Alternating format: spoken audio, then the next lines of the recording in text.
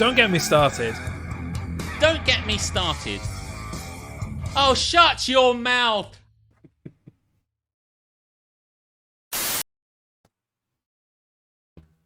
Whee! It's happening. And we get again. What's happening? Just us. This. Yes, this now. Immediately. Oh, goodness me. Welcome in to this, the 71st. Don't get... Checks notes. Checks Once note. again. I knew it was, but I wanted to read what it said up there, you know, just at least pretend like those... That it's got a purpose in life. Absolutely. Our note wall. Yeah, and we actually used it today. So organised today. Printing shit off, putting it next to us. Paper everywhere. Getting some wine, getting you some Pepsi. We're so prepared for today. You're looking very festive. Look at you. I was resolute that I would be festive in every stream that I do. Oh, that's cool. Or at least the non-sports stuff. Nice. No, All it's the good. stuff on my channel. It's got like a kind of... Yeah, it's a little nose thing. It does have lights on it. I was going to say, does it light up? It would if the battery hadn't died. I need to change the battery. What battery do you need? Like one of those watch batteries, the flat disc ones. I might be able to get you one of those. No, I think I've got some. I just haven't got around to it. But yeah, nice jumper. People do think it's nice. Jo was looking very festive today. Actually, I saw on Facebook. She was She was very festive up. So, Pepsi wine. Yeah, I've got Pepsi in a wine glass. You've got some Pepsi. And I've got wine in a not wine glass. Yes. Yeah. Everyone's here. We saw that our good mod, Harmstone, was here. And then he left because he was going on about how he had to drive his... Yeah, he was complaining about having the one responsibility at some point in his life. Parents, his parents feed him, clothe him, do his hair, cut his toenails, take him on cruises around the world, and he gets a bit angry and annoyed and put out when he has to drive them for 20 miles. miles. Take his mother to a swingers party or whatever. I just thought it was a strange humble brag, just showing off that he could drive. Right. I've got parents.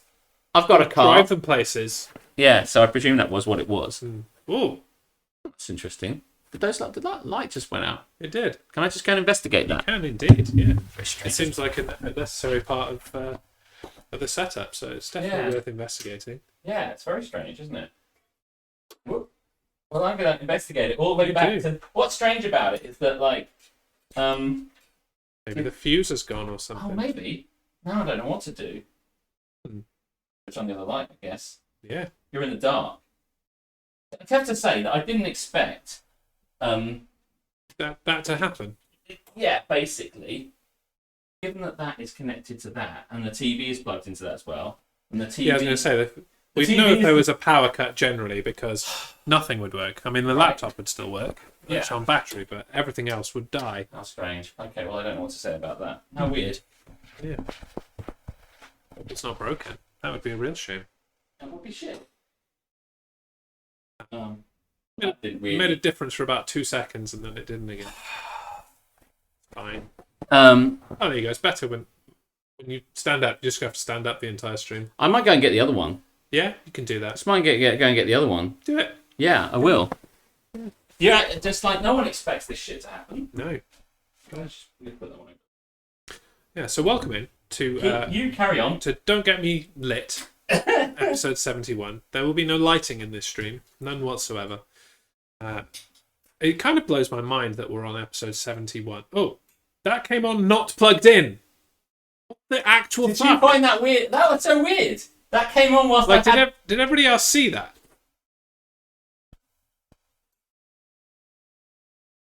What the fuck is going on? Is this? I feel like it's just plugged into like the carpet now. It's not even in the plug.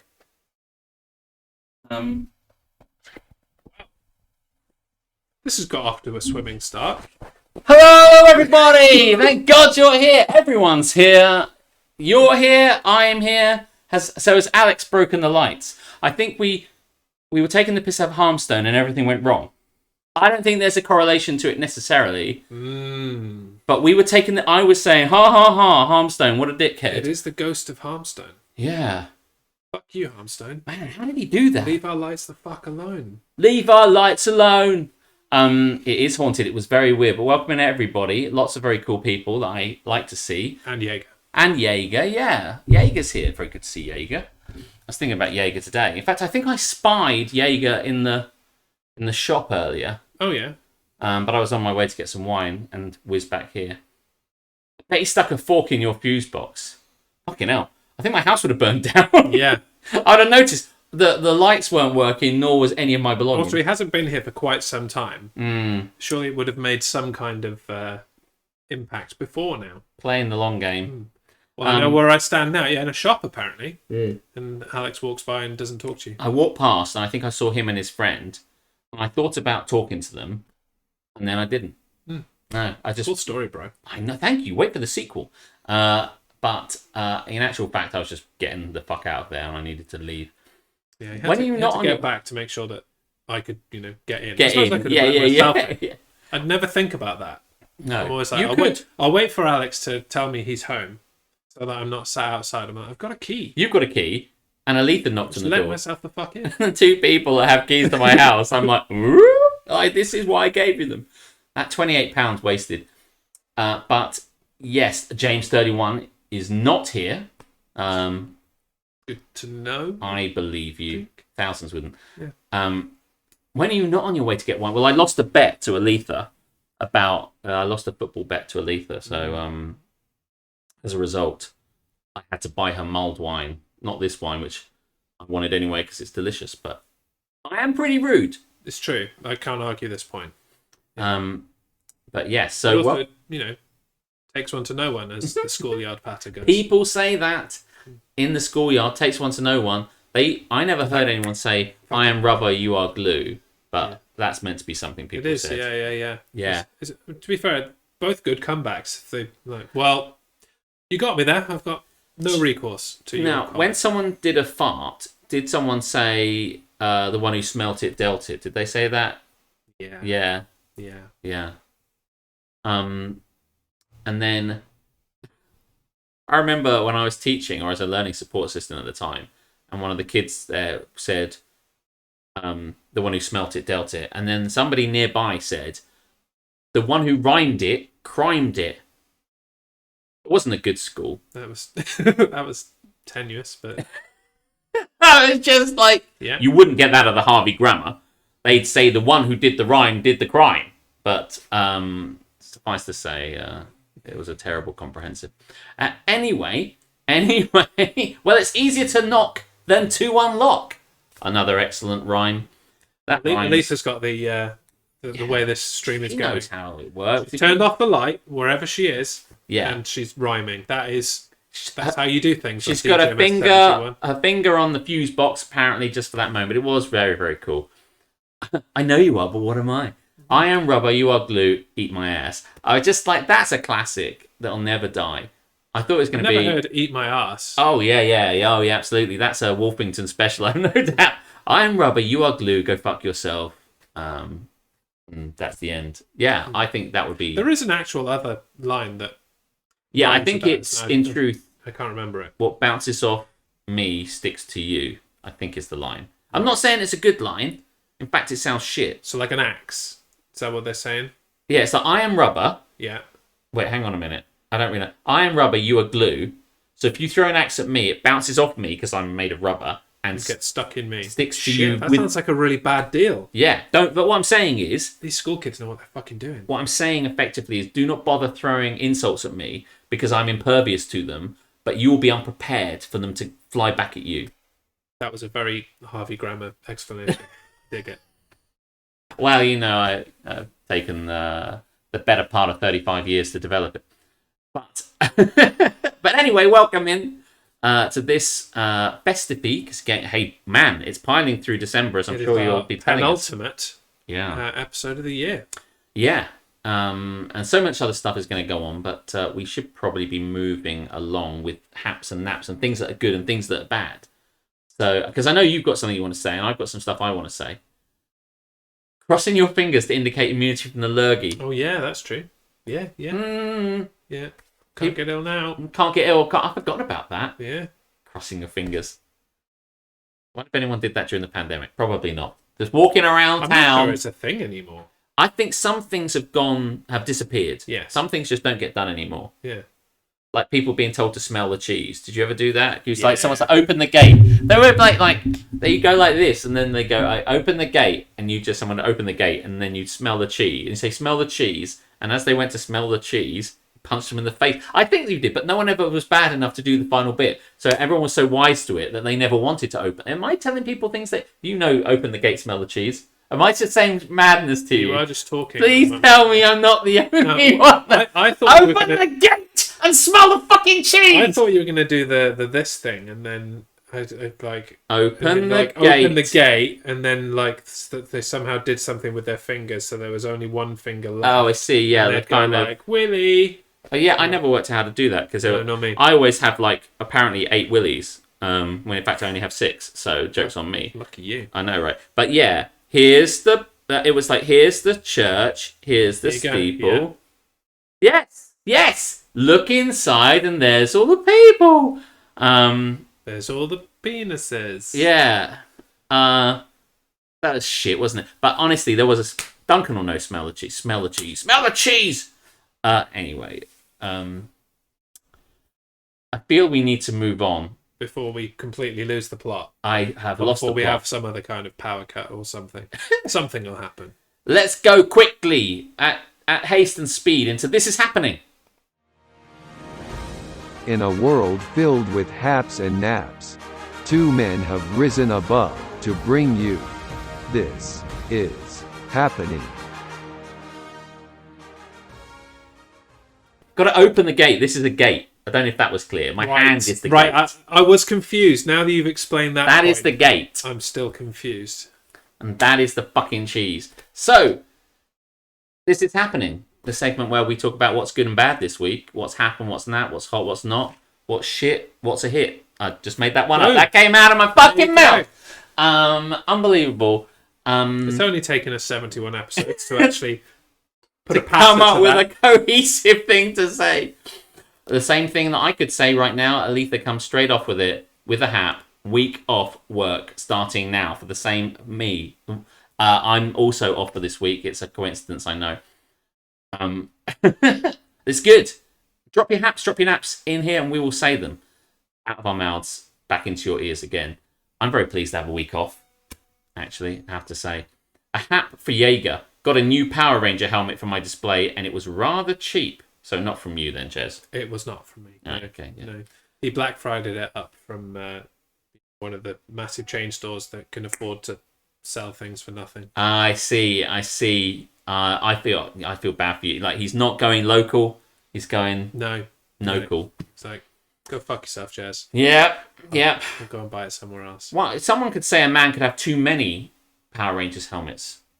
You would not say that because you sell them, presumably. Correct. Yes. Right. Yeah. But there you go. Hap from Keris, Tetris, presumably referring to the Tetris. I feel that's a hap that you and Tetris. That's your wife's name. I tried to say Keris. Tetris dub. You and Tetris. That's what I'm just going to... Whenever I see her, she's fitted into like various different... She calculates well. Yeah, I saw her by a cupboard. I'm like, how did you get into that position? And she's there just like singing the theme tune. Yeah, I think for you and Tetris, Tetris theme is held dear because you've done the bus crawl so many times that but it was nice to play it. Yeah. The Tetris was good. Then this morning, watched the history of the Soviet Union to the theme of Tetris that Harmstone dropped into your Discord. I haven't looked at that yet. It was utter nonsense. I wish I hadn't bothered, but oh, really? It certainly was the Tetris theme, and it certainly was the history of the Soviet Union-ish. Not really. I might have a little bit of a look at it then. Historical questions, possibly. As someone who enjoys 20th century history more than any other. Won the work Christmas outfit contest. I saw your Christmas outfit and I loved it. You're going to have to show me later now. I will. Later now. That was really Welsh. I'll be there now in a minute. Yeah, I'll show you. I'm glad she won because look good. What did you win, Goblin? What did you win? Self-respect. Hap for Tallulah. Christmas in general. The adulation of her peers. Christmas is good, and it is now the 10th of December. So we're moving on. Moving on quite fast, actually. Yeah, and actually, that is my nap. Mm. That December is moving far too quickly. Really is. Because Christmas is 2 weeks tomorrow. Yes. And I've done no shopping yet. No, I haven't either. And I don't even really have to buy for that many people. So I have really no excuse. But I'm thinking maybe this week, if I'm going around the Christmas markets of the Cotswolds, maybe I can find some pointless tat that they're selling a little kind of log cabin I can take back and give to my parents. Tat's good. Tat's People great. Tat. Like, when I look at the Christmas markets anywhere, I always think, oh, I don't need your tat. I don't need my name carved in a block of wood. I don't need a holly wreath. I don't need any of this bullshit. Just give me something practical that I can actually use. So I don't know why people buy into that stuff, but maybe it is for presents. I don't know. Although if you are frequenting the Christmas fairs, if you see something in the holly wreath variety that may double as a Formula One champions wreath, that's hopefully I'm definitely your man for this. Extra spiky and painful and generally uncomfortable. If you could hit me up, that would be great because we need to get one for Duff. Well, let me tell you. Let me tell you now. There is a holly wreath seller down on the Harbour Arm currently. And will they? I'm not an expert in holly wreaths. In case that isn't obvious, you do surprise me. Conversation. Will it last, or will it just be a thing for the Christmas period and then it'll be dead by January? Well, in much the same way as dogs. No, it probably won't last for past New Year. Gonna have to go for an artificial thing then. Yes, I don't know. In fairness, given that I didn't want one, I did not investigate into the festive box hut that they were selling from, lest they say to me, "Oh, are you interested?" And I wanted to no, I'm not. So I just didn't entertain it. I just saw from the outside there were wreaths and then fucked off immediately. But you being someone that wanted one, maybe you could step over the threshold into the world. Yeah, into the environment, as it were. But God, it's happened again. I'm not on the Wi-Fi. Do you want the code? Do you have the code? She must have the code.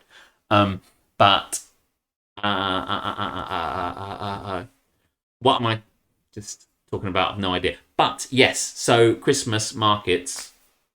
There's a lot of them about, but I don't know if I'll be buying anything. But like you, Christmas is coming up very, very, very fast. And I feel we say this every year. You now become that person that says, Christmas is coming up fast. Got Christmas, because it happens every year. I feel like we get... What happens is, we get through November and we're like, well, it's not quite Christmas yet. It's like the 6th of November, 8th of November, 12th of November. Yeah, it's we're not not quite doing Christmas things yet. Yeah, right? we're not doing... It's not even Thanksgiving. No, it's not even Thanksgiving. Then as soon as we get past Thanksgiving, suddenly it's December 1st, December the 2nd, and we're like, I guess I better think about it 8th, 9th, 10th, and suddenly you're like, oh, fuck, and that's what happens every fucking year. So yeah. I think I'm going to have to carve some time out next week, in the week. Yes. While most people are at work / school / just generally not in my fucking face, and go and do some Christmas shopping. Yeah. In the week. I too need to do something like that. I need to buy for my mum and my dad and my brother. I would have bought something for my brother Patrick, but he seems to really like board games and role-playing games. And the problem is he has like 1,000 of each. So I don't want to buy him something which is something he's already got 1 million of. Or something that he has ruled out because he's like, oh yeah, I've seen that. I deliberately didn't buy it because I didn't think it was much cop. Yeah, or like he'll have bought 8 role-playing games, so I'll buy him the 9th, and he'll never get to the table. Oh yeah, great. So kind of pointless. Waves to MC Kens, McKens. Well, we were going with MC Kens last night because I like the idea that he might be a superstar DJ. We'll go with many different versions. But thank you very much for turning up again. It's very kind of you. We're now in my living room, McKenz. This is you're seeing different parts of my house. This is Studio A. Studio A, yeah. The other one is Studio B. Same lights, different room. So yeah, Christmas is coming. Got to buy some fucking presents. And we're the kind of family that does lists. Do you do lists? No. Well, I will set up a Amazon list for my family to look at for each of us, but then I forget to update it, so I end up being given something that I wanted 3 years ago rather than now. I tell you what, speaking about her, Aletha was saying she has a list and her family resolutely don't buy shit off it for her. Nice. So she has an Amazon list with all this stuff she wants, and every year her mum and her gran just do not buy, and her Like brother just knitwear or never buy shit. crockery. I can't remember what's on the list. I haven't looked at it closely myself or at all. But she has loads of stuff on there, and none of it ever gets fucking bought for her. And this year they were like, well, it's been a bit on there for a while now, so we thought, you know, you might want something different. It's like, no! I still want that same shit that you never fucking bothered buying me. And it's the same thing for me. As I think I've said this before, but like, I have loads and loads and loads of alcohol I wanted on the list so I can make specific cocktails because it's hard to get. I also wanted some certain trainers that I always like. You know, always they're the same sort of stuff. So I put all this stuff in there like, no, I don't need to buy you any of that. And I swear to God, The Living and the Dead, that DVD that I love, I put it on every year. The Living and the Dead, it's £10. It's just 10. It's probably like £5. It's, oh my God, they might be just giving them away in HMV by now. And even if they were giving them away, even if they walked into HMV, my mum and my dad walked into HMV, and they were like, hello, sir. Thank you for coming to HMV today. We'd like to give you a free copy of The Living... Oh my God, a customer! Quick! We'll do anything. I'd like to give you a free copy of The Living and the Dead with Colin Morgan and somebody else. As a thank you for joining us. And thank you for walking through the door. In this relic of retail. And like, in his brain, he'll be just like, I think this is something that Alex wanted. And he'll be like, The Living and the Dead. No, I don't like the thought of The Living and the Dead. It sounds a bit like Ghost and the Undead. No, thank you. And that'll be Can I have that Ghostbusters t-shirt instead? Because there's always a Ghostbusters t-shirt in HMV. There is. Always. Absolutely. Yeah. Now, I remember last year, Karis, who's my wife for anybody that's new, filled her Amazon list with various cookware type things. Oh, okay. So things to bake cakes, things to do cooking generally, all that kind of stuff. And everyone to a number were like, I'm not buying her like stuff for the kitchen for Christmas. That's not a present. Right. And so she didn't get any of the things she actually wanted. Apart from what I got her, because I'll buy her stuff. I might get a cake out of it. Sounds great. The thing is, I don't know whether they're thinking we don't want to give her stuff like that because that implies that she should be in the kitchen. She's like, I want to be in the kitchen because she wants to bake things. Yeah. And because then I get fed. Yes. Yeah. I don't buy anything for anyone, says Rooster. Secret Santa last year was the extent of my gift buying, and I was the recipient of that. Yeah. And he did really well. I did really well. And it's been used so many times because people drop into the stream periodically and ask me what my favourite video. Blah, blah, blah. Yeah, it's brilliant. What's the most memorable gift you received ever, kid or adult? Great question. Wow. That's a great question. That's such a great question.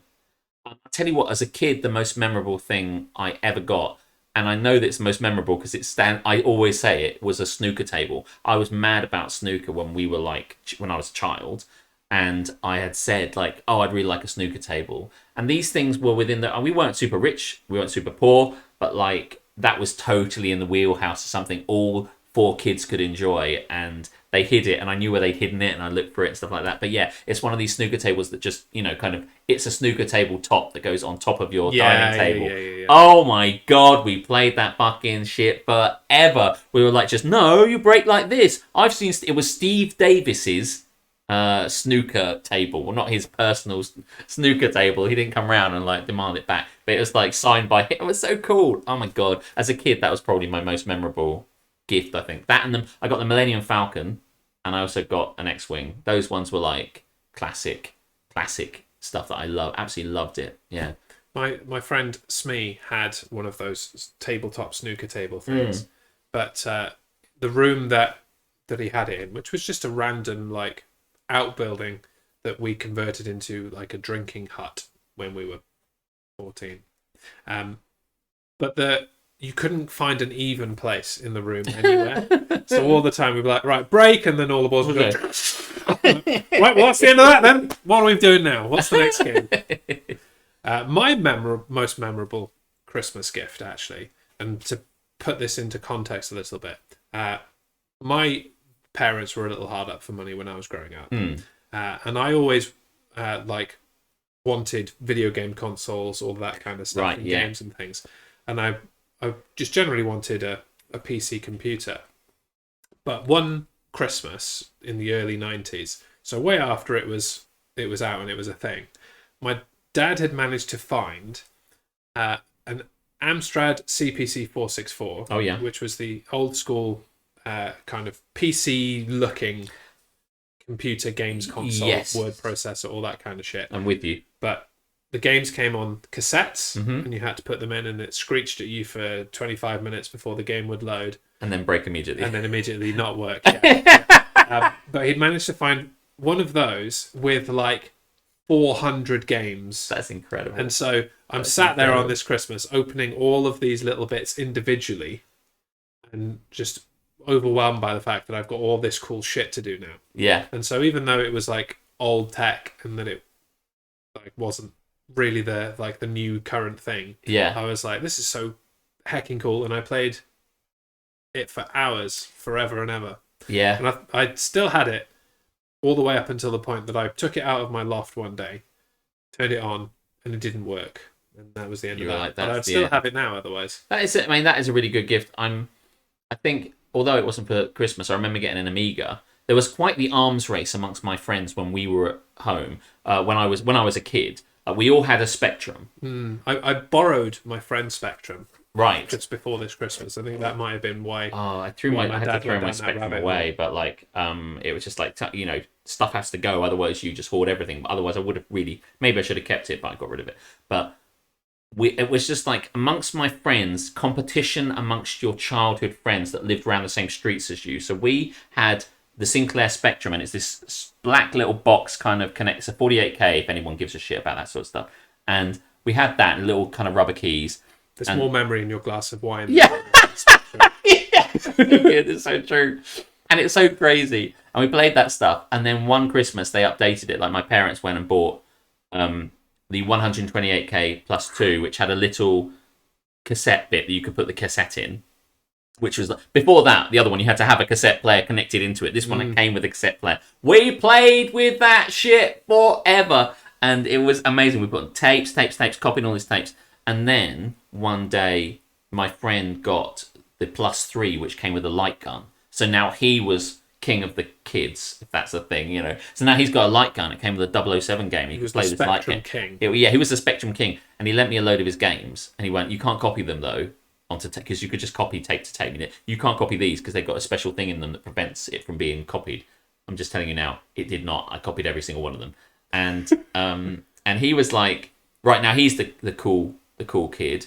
And then one day, unbelievably, my brother's friend didn't want his Amiga anymore, and the Amiga was like the gold standard. Like I could only dream of an Amiga Because the Amiga wasn't tapes, was it? That was actually like 5.5-inch floppy disk. Yeah, that was tapes. floppy disk stuff. So yeah, it was the graphics are incredible. The upgrade from Spectrum to Amiga was just like fucking night and day. And the idea that we might get one, it was out of our range. We could never get one. And this guy went, "Oh, I don't want it anymore. I'll sell it to you, Paddy, for like 200 quid or whatever, a cheap amount or whatever." And he went, "Oh yeah, okay." And I was like, "No, don't joke, don't pretend, like don't get my hopes up." And he was like, "Oh no, it'll be around your house in a couple of days." And 2 days later, it was there, and I was like, "I can play Glowing. I can play everything I want." This is how on Monkey Island, there's some games that you wanted to play, you couldn't play on the Spectrum because the Spectrum was too shit. It had limitations. You can't consider that now. If something comes out on the PlayStation 4, it's also out on the Xbox. So I know there's exclusives, but ignoring that, if you've got the big thing, The technology would work on any of these generations. Correct, yes. Yeah. But back then, if you had a Spectrum, you were just a lower tier cunt. And if you had an Amiga, you were special. And this guy's flashing around his light gun, and I'm like, "Guess what I've got, motherfucker? A fucking Amiga." And he was like, "Oh," and that was the end of the game. I was king of all my friends, and then we weren't friends anymore because I couldn't hang out with them anymore because they were Spectrum dickheads, and I was a cool Amiga. You got to cut them off at some point. You do, yeah. Because like at that point, what have we got in common, Jeremy? Nothing at all. And he said, and in a vain attempt to get our friendship back, because I had Lemmings. Lemmings was the big game. Lemmings was great. Lemmings was the big game that everybody wanted if you had an Amiga, which I did. And then Lemmings came out on the Spectrum, and he said to me one day, because I saw him at school, "Do you want to come round and play Lemmings?" He said, "Do you want to come around and play Lemmings? It's on the Spectrum now." And I was like, "It's on the Spectrum. I'm sure it is." He's like, "Oh," and I've never seen that guy since. Actually, Well, he's probably dead, to be honest. he hanged himself because he didn't have an Amiga. And the lower classes just don't have the same life expectancy as the rest of us, do they? No, they never did. And yeah. Yeah, it's like the caste system. They gave that up in India, but we kept it going. We Through the did. medium of games console. We did. And Technology. and I feel that my life was in an upward trajectory the moment we got that. Laughing Lasagna, thank you very much for cheering. Whoop, whoop, whoop, whoop, whoop. Sounds like the N64 versus PlayStation 1 awards. It did, but at least both those consoles were like equally decent. You know what I mean? The interesting thing about that is he didn't even bother to include the Dreamcast in the conversation. The Dreamcast, Fantasy Star Online, Choo Choo Rocket, and many more. And many more. Not really anything else. Oh my god, my friend had one of those. And the Dreamcast. I don't know what happened to whatever what was it called? This is happening. I literally had to check notes. Now it's like this is fucking computer. This is games console. I know. You guys are all nerds. You must love this talk. I'm wondering, and I'm not sure we've lost anybody actually. No. But I'm wondering how many people were like, floppy what now? Yeah. What the fuck is a Spectrum? Amiga? Is that like your female friend from Spain? Like, the fuck are you talking about? Amiga. Yeah. Oh my god, the Amiga was amazing. And I got Monkey Island, the original, Monkey Island 1, Monkey Island 2, and there was a game called Indiana Jones and the Fate of Atlantis. They were all LucasArts games, and they were fucking incredible. That sounds like a really tenuous Indiana Jones sequel. Indiana Jones and the... oh yeah, that looks like a good word. Fate of Atlantis. The Fate of Atlantis. Fate of Atlantis was such a good game. I just absolutely love Fate of Atlantis. It was a really it would have been better if they'd have done Fate of Atlantis than doing Kingdom of the Crystal Skull. I'm telling you, it was a really good game to play. But I was quite partial to I think it was Raiders of the Lost Ark on the Master System. Oh, okay, yeah. It's a really good Indiana Jones video game. Getting chased by the Rock and shit. The Rock. Not The Rock. Oh, not okay. Dwayne Johnson. Not Dwayne Johnson. He wasn't barreling down. Just smell like man. Who's this guy? He's really cool. He should Hope go he into does wrestling. well. He'd be really good at it. Mine was a remote control toy electric crane. Played the shit out of that crane. I tell you what, as a kid, McKenz, I had, and apropos of nothing completely, because I never expressed the desire to have a train, my parents bought me I think it was called, it had a long title like Full Steam Smokestack Clickety Clack. I thought you were going to say cliticky. Cliticky Full Steam Smokestack Clickety Clack train, and you built the kind of track, and it went round the track, and steam came out of it, and it was fucking amazing. And I never thought I'd like. I mean, they bought me a train. I was a kid. He'll like a train. I did like the train. I fucking loved that train, and I played with it all the time. So fair play. Technic Lego. Everyone was doing Technic Lego. I was like, I want Technic Lego. I want Technic Lego. I want Technic Lego. Well, it's actually technically it's Technic Legos. I think I'm saying it wrong. Legos Technic. Oh shit. Sorry. The brand comes first. Right. Yeah. Legos Technic. Yeah. Very, very cool. Yeah. Connects. Yeah. I never had that. Meccano. That was the other one. Did have Meccano, yeah. Yeah, I liked Technic because you could get the little motors and actually you could turn your Legos into a thing. Vehicle. We had mine was 4 toys in one, so you had the motor and the various bits and pieces, but it would allow you to make like a little buggy or a plane or a tank or a thing. There were 4 things it could become, so you could take it all apart and make it into one thing. Take it all apart, and they were like, "We thought you'd like it because you can take it all apart and make." And I'm like, "Yes, you're correct. You are absolutely right. Sold." Man, I got a lot of good gifts. What kind of made me sad in a way, and it doesn't. Sometimes I dwell on it. Is that my parents bought me a lot of stuff which ultimately was disposable because they knew that I would grow out of it. So they had to, I don't really mean it terribly, but they had to waste their money on me only to see me grow out and get bored of it and get smashed and thrown away. As is the nature of children. And they know that that's the case. But now I felt when I got older and I had money, I feel I wanted to kind of start buying them stuff to kind of repair the balance. But it turns out, and so it may what be tat can I buy my parents that they'll outgrow next year? Well, I'd like a potted plant or something. I'll tell you something. I've got a potted plant for my mum, and she's still framed fucking got it. photo of Gary Lineker. That would be, oh my god, what a great gift! I might do that. Make it so. I wanted to buy them really great good things, but what tends to happen with your parents, and I don't know about your parents, is that they don't want anything. They've got everything they want. They don't need anything. So I'm like, I must buy you something fantastic to make up for all that years of shit that you bought me. And they just don't. Well, my mum will say, I quite like a trowel, Alex. Trowel. And I'll be like, she does want a trowel because she wants to do gardening. I'm like, that's $7.99. It's a well-known fact. Parents love gardening. They do. My mum wants to be out. That older generation being able to afford a property that has an adjacent garden. I know I got a lot of cool gifts growing up, but the only thing that really comes to mind is when I got Hybrid Theory by Linkin Park on CD. Hey, It's a great album. Gary Barlow. One time McKen's got Gary Barlow just to come round to his house for Christmas dinner. It's incredible. Sounds like a shit gift to me. Send that back, even if you only get store credit. Let's talk about that shit changed my life when I was 14. The thing is, I do love an album that absolutely transforms you. I assume he means Linkin Park rather than Gary Barlow. Yeah. Sorry, yes. Hello, Roo. Put all the oohs in the bag and get on your Nico knees. Hello, Alex and Hattie Boy. How are you this fine Friday evening? I didn't really work out how I was going to do the other end of that. I wanted to keep the rotation going. So you do that. Yes. And then... It's a really nice hat. How do you do the rest of it without going back again? So I got that far and I was like, oh, fuck. I've backed myself into a corner here. I love it. Now I've gone all the way. This all gone fucking wrong, Alex. You've got it. You nailed it. You've nailed it. Yeah. Nothing happened. So nothing to see here. One time I got noise-cancelling headphones, which I thought were definitely a scam. They were in-ear and made me sick, but it was too late. I was converted. Now I have the Bose QC35s.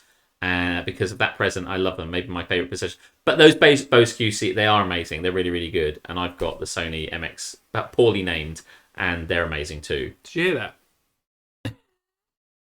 Massive name drop. I'm not Harmstone. I wish I wasn't, but there you go. Name dropping, that is not Harmstone. He's not here. So no, but it is true actually. When you're 14 or even when you're young, like when I was 16 or 17 listening to Pearl Jam, I was like, shit. Pearl Jam and Nirvana, I was like, oh my god, everything's amazing. Maybe you're more susceptible to it when you're young. Like certain music absolutely changes your life at that point. mean, Hybrid Theory was when I was 14 as well. So, and I had it on CD, but I didn't have a portable CD player at the time. Right. So I converted it onto a tape so that I could take it with me on my Walkman. Oh, nice. And I went on holiday, stayed with my grandparents and my aunts and uncles for a week. And I just would wake up before everybody else and just lay there listening to Hybrid Theory over and over and over again. I'd never owned this album, so I don't know it. It's a very good album. I probably know songs. You've got to like that style of music. Yeah, I don't think I did. Early 2000s new metal. But I do. I like it a bit more now. I guess the most life-changing I got when I got my first set of Chessex. Do you mean the dice? I mean, I've seen a lot of Chessex dice about. Never heard of that. Is that a Gemma Collins brand of chess? If it was, I mean, if it isn't, it fucking should be. The only way is Chessex. It certainly fucking is. Playing a lot of dice. Things let... this has happened. I'm just going to read Hap. Oh, Hap, that isn't on there. I saw the roof guy again. Really? Yes. Okay. Yeah. There must be some food on your roof then. Is that what you're saying? Some source of nourishment for the poor roof guy that's been up there since whenever that conversation happened. February? January? It was a little bit later. I think it was May or June. But yes. When I say I saw him, I did see him on the roof. Yeah, I went up there Well, clues in the name, Alex. Of course you fucking saw him on the roof. Yeah, he's... where else would he be? He's not the fucking floor guy, is he? No, he's not the basement dude. No, he's the roof man. Went up there. He's got a little shanty town. There's now an entire level on the top of my house. I was hearing little knockings, knock, and I thought it was the seagulls banging bits of shell on, but it was too irregular for that. It turned out it was the roof man. There you go. It was Morse code. Santa? Yeah, Santa. No, well, I thought that at one point, but it wasn't. You immediately went up there to bust him. It was like, I'll fucking get that clause. It was. Up we go. Oh, it's only the roof guy. I had to waste my time learning Morse code just to translate. Please fucking open the roof. But jokes on him. He could have opened it from the outside anyway. Please don't rob me. But it's the roof guy. So this is as somebody new to Don't Get Me Started. There are many parts of law, shall we say? Yeah. Which you'll get to know. One of which is the ongoing issue where I had problems with water coming into the flat in various areas, and I needed to get a roof guy. He came round earlier in the year, and then nothing ever happened because the guys who are the freeholders for the company unlike, many freeholders are probably lovely people who don't just take your money and run. But these I don't guys, think they are. no, you're absolutely right, and these guys are no different. But as a result, he was not really on my roof forever, but he was back on my roof again today, and he did the same thing as he did last time. He came round. He's a really great guy. I love this guy. He's not watching the stream, and if he does, I should tell him he's got a great deal of respect. But he likes to have the discussion about the roof. Did you do like the mechanic thing? Like He it a did. kick. It's definitely He kicked my roof. He walked around on my roof, taking bits. He did a bit like that. He was like, "Oh, that bit of cement's just going to come off in my hand." I'm like, "Yeah, it did. Is that bad?" And he's like, "Yeah, all this stuff has to come off. It's not good. It's not on the roof anymore." No, he does what he does is he likes to explain what's wrong with the roof in great detail, which is fine, and I'm happy to listen to it, but not while we're on the roof, because it's fucking freezing on the roof, because it's winter. It's pretty windy right now as well. And it's windy. Pretty gusty. And we were on the top of the roof together, standing there, and he was like, so once he'd identified the issues with the roof that were the problems, he was then just kind of like picking bits off diagnosing everybody else's roof. Diagnose roof. Like, look at this guy's roof. Yeah. No, he did do that. He was looking at... He said, that guy's got the same problem. Yeah, if you look across onto that side, if you imagine that on yours, you've got the same problem as that. And I'm like, that is interesting. I am fucking freezing. And I was up there in my other hoodie, like the zip hoodie that I wear, and that is a bit thin and it's not great for standing on roofs. And had I known it was going to be... Because the last time he came, he did this. He stood up there and told me some stuff, and I'm like, anyway... He's not a roof guy at all. He just likes to entrap people in cold environments. It's like so funny. And then we stood up there for ages. And honestly, he said, this is the problem. And let me explain it to you. And I'm like, yeah, okay, tell me more about it. And he was just like, it's this and it's that and it's this and blah, blah, blah. And then just as I thought we were going to go down, he just went... Another thing. And another... It was like Columbo. It was like the Columbo of the roof. He's like, just one more thing. I noticed that there's a bit of a hole there. And I'm like, oh, yeah. So can you see it? Can you see it from there? Can you see the hole? I'm like, yeah, I can see the hole. I cannot. My eyeballs are frozen. I'm not going to make this last longer than it needs to. Yes, I can see the hole. He's like, that's the problem. I can only see the fractal stylings of my eyeballs. I was just... yeah, so I was up on that roof. And in the end, I had to kind of like say, well, I have a meeting in about 10 minutes ago. So we better... He's like, yeah, we should get off the roof. And I'm like, yes, we should. Yes, we should. Is it a flat roof? Get out of the... Yeah, it is a flat roof. It's a flat roof with bits that aren't flat, but it's his natural habitat. Yeah. So he came back. He's really great, but he's looked at every part of this. I don't know why I'm telling you this, but he's looked at every part. He'll make a full report. But oh my god, I was up on the roof again. But now you know. Next time you bump into him, like, oh hey, let me just go get my coat. Yeah, honestly, next time he wants to go up there, I'll be like, hold on a minute, and I'll just get this massive winter gear, like I'm going skiing. You know, like goggles and a big fucking thing. One of the massive like skiing walking sticks. Yeah, a big stick like that. Yeah, big expedition. He didn't come to fix it. No, he's come to identify the issues. They never come to fix it. No, he's come to look at it. It's like diagnosis roofing. He's not roofing. She wrote. That's it. Roofing. She wrote. It's got a piano up there. But yeah, I mean, he's going to make a full report, and so sometime in 2028, Thanks. when this has fallen into the sea, he's on it. He's on it. I believe in him. I believe in the roof man. I believe in him. When did you start believing in him? Was it this time, or was it when he came in March and didn't do fuck all? But see, now he is the instrument. He is just the arm. He is instructed. It's rude to call him an instrument. But... he is the blunt tool of the freeholders that own. It means to call him a tool. He is the whipping boy of. There we go. He is the drone of the evil overlords that own the shell of the property I'm in. So he only operates at the whim, as it were, of the people that tell him. And if they do not, then so he's great, but he's a bit like a massive pneumatic drill, and you want something dug in, and a pneumatic drill can't drill itself, Jeremy. This is getting kinky now. You need someone to pick up the drill and drill with it. I don't know if this analogy is really going where it needs to go. Well, freeholds are bullshit, really, aren't they? Yeah, well, don't worry. In 2 years' time, I get out of this fucking shithole. It's not shithole, it's lovely, but and have myself my actual house, and then those freeholders can go fuck themselves. And what I'll do is I'll make a big standee of me going like this and like leave it here, so that when they come round, there's a little note saying, "Dear freeholders, Go fuck yourself. go fuck yourself." Could be a potential candidate for what you were looking for earlier. Oh, Freeholds. yes. Yes. Not to- Oh, yes. Not to tell you things. No, you're good. No, I will put them there. No, that's a good idea. Good idea. That's really good. So that was a massive digression. No, but I like that sort of thing. What else is hap for you? Quickly, I've been watching Wheel of Time Oh yeah. every Friday. Been watching Wheel of Time. We've been talking so long that Harmstone's back from dropping know. his mum off at the swinger party, and we're still in This Is Happening after 54 minutes, doing well. Incredible. Yes, Wheel of Time. Very much enjoying that, and I've even been watching Suits, which I mentioned yesterday. Oh yeah, you did. I quite enjoy Suits. I like the dynamic between them. It's really good. I've been watching Vikings, which I told you. Oh yeah. Earlier. Yeah. See, I don't think that's going to be my thing. I don't think it's been my jam. Do you like history? Yes. Do you like blood and killing and stuff? Sometimes, yes. Do you like sex? Yes. Then you love Vikings. Oh, okay. Cool. Suits, seen all of it. Suits, I have to say, Suits, I like both of them. I like the guys in it. I like the concept. I like all of it. I like Meghan Markle. I like everything about it. Does Suits have beardy men stroking lambs? No, not yet. I've only seen 4 episodes. Okay, then I'll stick to Vikings. Okay, fair enough. That's really what my criteria is in a TV show now.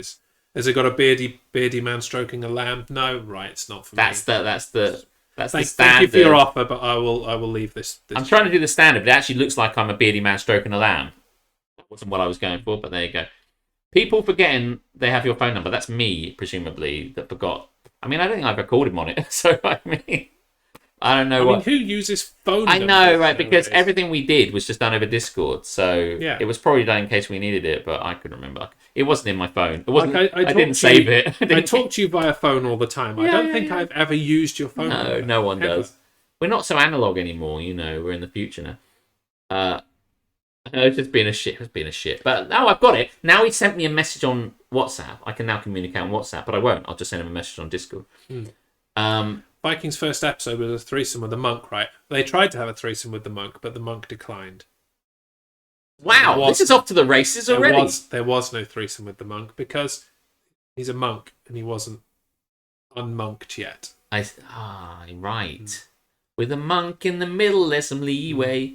See, I'm watching this, wanting to know how historically accurate it is, but I can't go and Google that shit because it'll spoil Vikings. Right. But also, I know history, so that's kind of a spoiler anyway. Right. If it, do you know what I mean?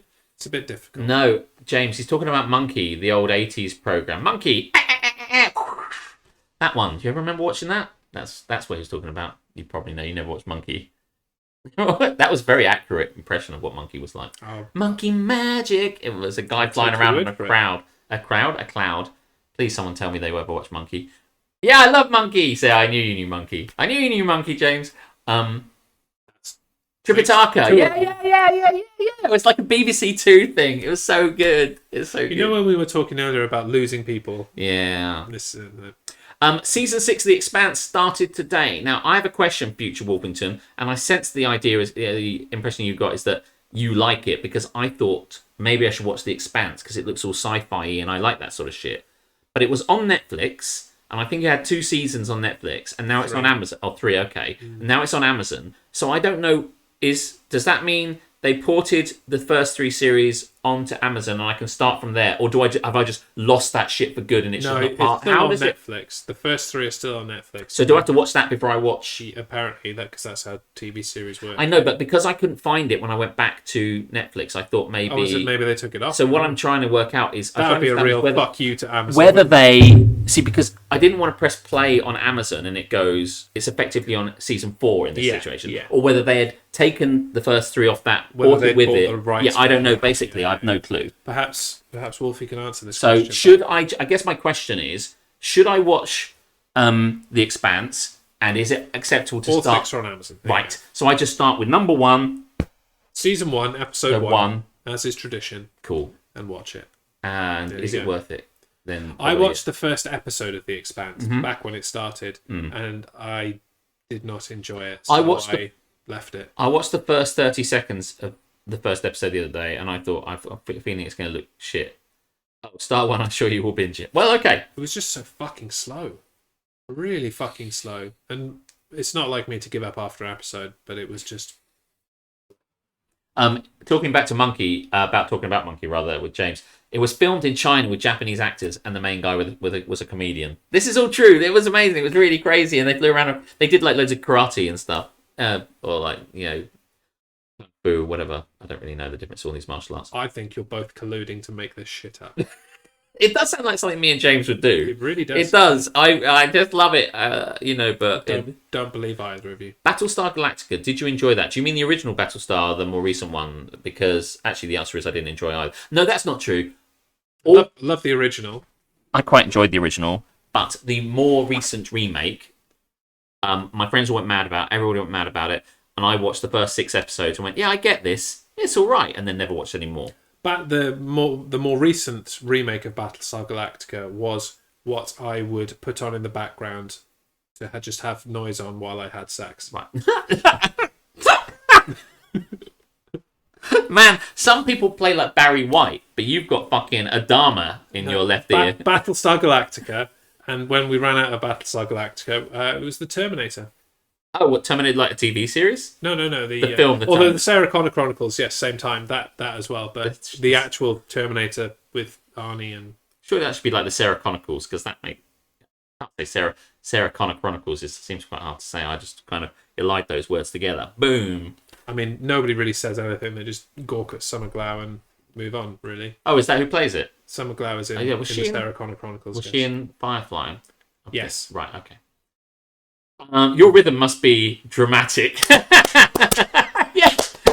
I can imagine that's how you have sex. It's like to that beat. Like most people go for an in-out. It took some practice, but I nailed it in the end. Do-dun, dun, dun, dun. Do-dun. And there's Karis wanting to do it to the tune of the Tetris theme. It's like, you satisfied, love? No, not really. All right, rewind. Rewind. Previously on sex. Oh dear. Bad news. COVID shit, isn't it? It is. It's got even worse recently, Jeremy. Apparently so. Yeah. So bad that I can't go to Munich tomorrow. It's been cancelled. Well, the city's still there, but I'm not allowed to go to it. The whole city's been cancelled. Oh. Yeah. Well, I guess I'm not the person to come off worse then. But essentially, no German holiday for me, because I'm on holiday. Because the last time we spoke about this, you had just cancelled it, and then you were like, "Oh, we'll do something else." Do you have that something else lined up? Much talk has been had of various Christmas markets around the country. We don't want to go out of the country because we're going to suffer the same issues. Yeah. Things are closed, quarantine when we come back, PCR tests left, right, and centre. Fuck that shit. Yeah. So now we're wanting a place that's Christmassy and romantic to go in the UK somewhere. So we're currently looking at the Cotswolds to kind of go around that kind of Bath, Bristol-y kind of area. And then we're thinking, there are various other places, but I'm not well versed in cute Christmassy locations around the UK. I'm not sure there are that many cute Christmassy areas locations in the UK because beauty. Do you know what is Christmassy? Snow. Yeah. Do you know what we don't have in the UK? Is it snow? It is snow. Right. Do you know what we have instead? Ground, just like seen through without snow. Rain. Right. Just fucking wet and miserable. Manchester has big Christmas markets. That's the second time this week someone has suggested Manchester. I'm not against going to Manchester. Both times it was Harmstone. Honestly, it was a woman from work, but yeah, that does sound like something. There's a Christmas market at Oxford. Now, Oxford could be a good candidate. Oxford was on the list. Yeah. Yes, Oxford is on the list. Yeah. Just don't go to Pizza Express in Oxford. The Cairngorms. That sounds like a real place. Why has that come up before? It sounds more like a it should be villain in an RPG, rather. Cairngorm. Fuck, the Cairngorms are coming. Cairngorms. They're like these orc things. Fucking Cairngorms. Do you know, in Wheel of Time, the bad things are called Trollocs. I'm like, Trollocs? Fucking... I think the guy's Robert Jordan. Robert Jordan, could you not have thought of... I know you can't use ogre and orc because they're done, but like troll, I can't use troll. Like a troll and an orc. Troll-orc? Oh, that's a bit too obvious. Trolloc. And now everyone in the fucking TV show goes, fucking Trollocs. And in the first episode of Wheel of Time, they get attacked by one, and then suddenly there's 3 of his mates, and then like they kill loads of them, and suddenly there's like 30 of them. And I'm like, fucking hell, there's 30 of them now. And they dispatch them. Every time they kill more of them, like loads more turn up from the wings. It's almost like it's a LARP adventure where they don't know how many Trollocs they're going to need, so they just keep fucking sending them. And I'm like, I think the Trollocs are cheating now, because there were never that many. And once the tides turned against the Trollocs, they went, oh shit, well, let's bring in our spare Trollocs. The tide rather than the wheel. Yes, yes. Right. What a load of Trollocs is what I thought.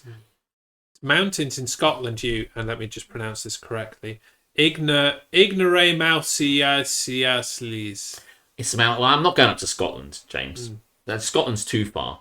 Although Scotland does segue me quite nicely into my other hat. Go for it. So, I think I might have talked about it last week. 2 weeks ago, Yes. we did Don't Get Me Started. Yes. I went home. I found my mother-in-law, who was staying with us for the weekend, was still up and was watching Who Do You Think You Are? Oh, yes. Which is the show about, celebrities. Ancestry and stuff. Oh, okay. And It's a good name yeah, it is. Yeah. for the show. I find myself constantly wanting to make a Spice Girls mashup of Yeah, the. right. Is the theme tune not the Spice Girls? It is not. Oh, fuck a missed me. opportunity. Could they not get that, or they just don't want it? No, the theme tune is this plinky plonky piano music, and the celebrities just creepily turn towards the camera, in the setting that they found where their ancestry is from, but they're all like.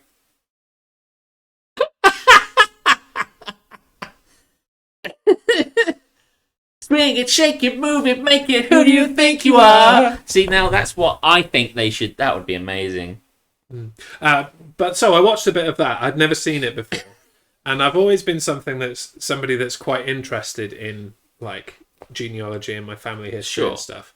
And so now, as a result of this small gateway into that again, I hadn't looked at my family tree since 2009. Right. I'm now fucking all in on genealogy and my family tree and shit, and I did a little bit of digging on free things while I was watching your stream on Tuesday, actually. Nice. So can I ask, who do you think you are? I mean, if you were forced to ask without any knowledge, but I presume you have small knowledge now. On my dad's side, yes, my dad's side going up that way, yes, Scotland. Okay. Never been to Scotland, but my surname is Walker. That's a Scottish name, right? So. Well, maybe might I recommend this August heading up to Edinburgh? That is fast becoming the plan. Yeah, to go and do the Scottishy things while partaking in some comedy, some comedy.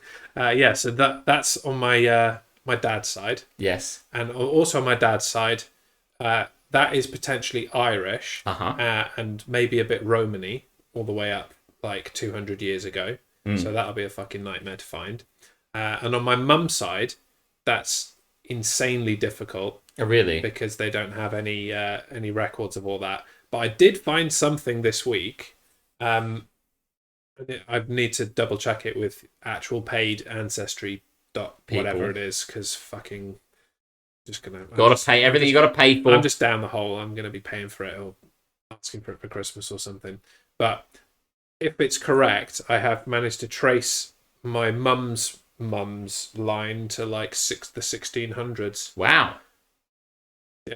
See, my dad is well into this, and it does seem quite interesting, but I'm quite lazy, so I'm like, I really should be listening to my dad. Well, but in total, always be chatting form, that you can just throw your money at it if you want and get someone else to do it. That would be cool. I like that. There are genealogists, right? It's their job to do that. You just literally yeet money in their faces, and they're like, "Oh yeah." Shotgun at it. You've already got a job, and you're not even fucking doing that. No, you've got to go through all of get in back the through sea to the DGMS archive. Yeah. Get in the sea. Someone's got to do it. Cool wall. Get the fuck on with it. It's a very shit intro, but a good show. It is a really good show. Yeah. Yeah, you can't post a link. You got to ask permission. Did you accidentally put a dot and it thought you were doing it? Maybe. Yeah. But either it's a link or it doesn't really matter. Yeah. But if you do wish to have permission to do a link, then you must write a headed letter. Send it to Always Be Chatting House. You can do it now, Folkestone, because you've been given permission. Oh yeah, but ancestry.com. Yeah, that is the thing I'm gonna do. Ancestry.com. It seems to be the best one. I think we've covered off fucking absolutely everything. Wow. How long did it take us? An hour. An hour. Nice. But we had some other chat, and I really enjoyed the other phrase. I enjoyed that digression. that sort of stuff. But I can see this being a long "Don't Get Me Started" as a result, and I'm okay with that. I'm gonna get another glass of wine. I think. Do it. Shall I take us into the next segment and give you the opportunity to run off? Can I wine? Just stretch my leg a little bit in preparation? Go on then. No. Yes, do your thing. I'm not going to move until you. Yeah. Are you going to announce it? No. I'm just making you sit awkwardly now. I don't know what that was. Okay, let's move on into the next segment, which you all love, just because of the sting. It's called... Not clicking the button yet.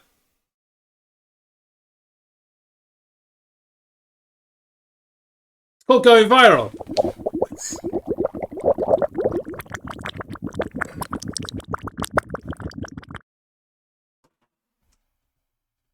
He was here the whole time! It's as if he never went anywhere at all. It's a bit too much wine. And he's not here tonight.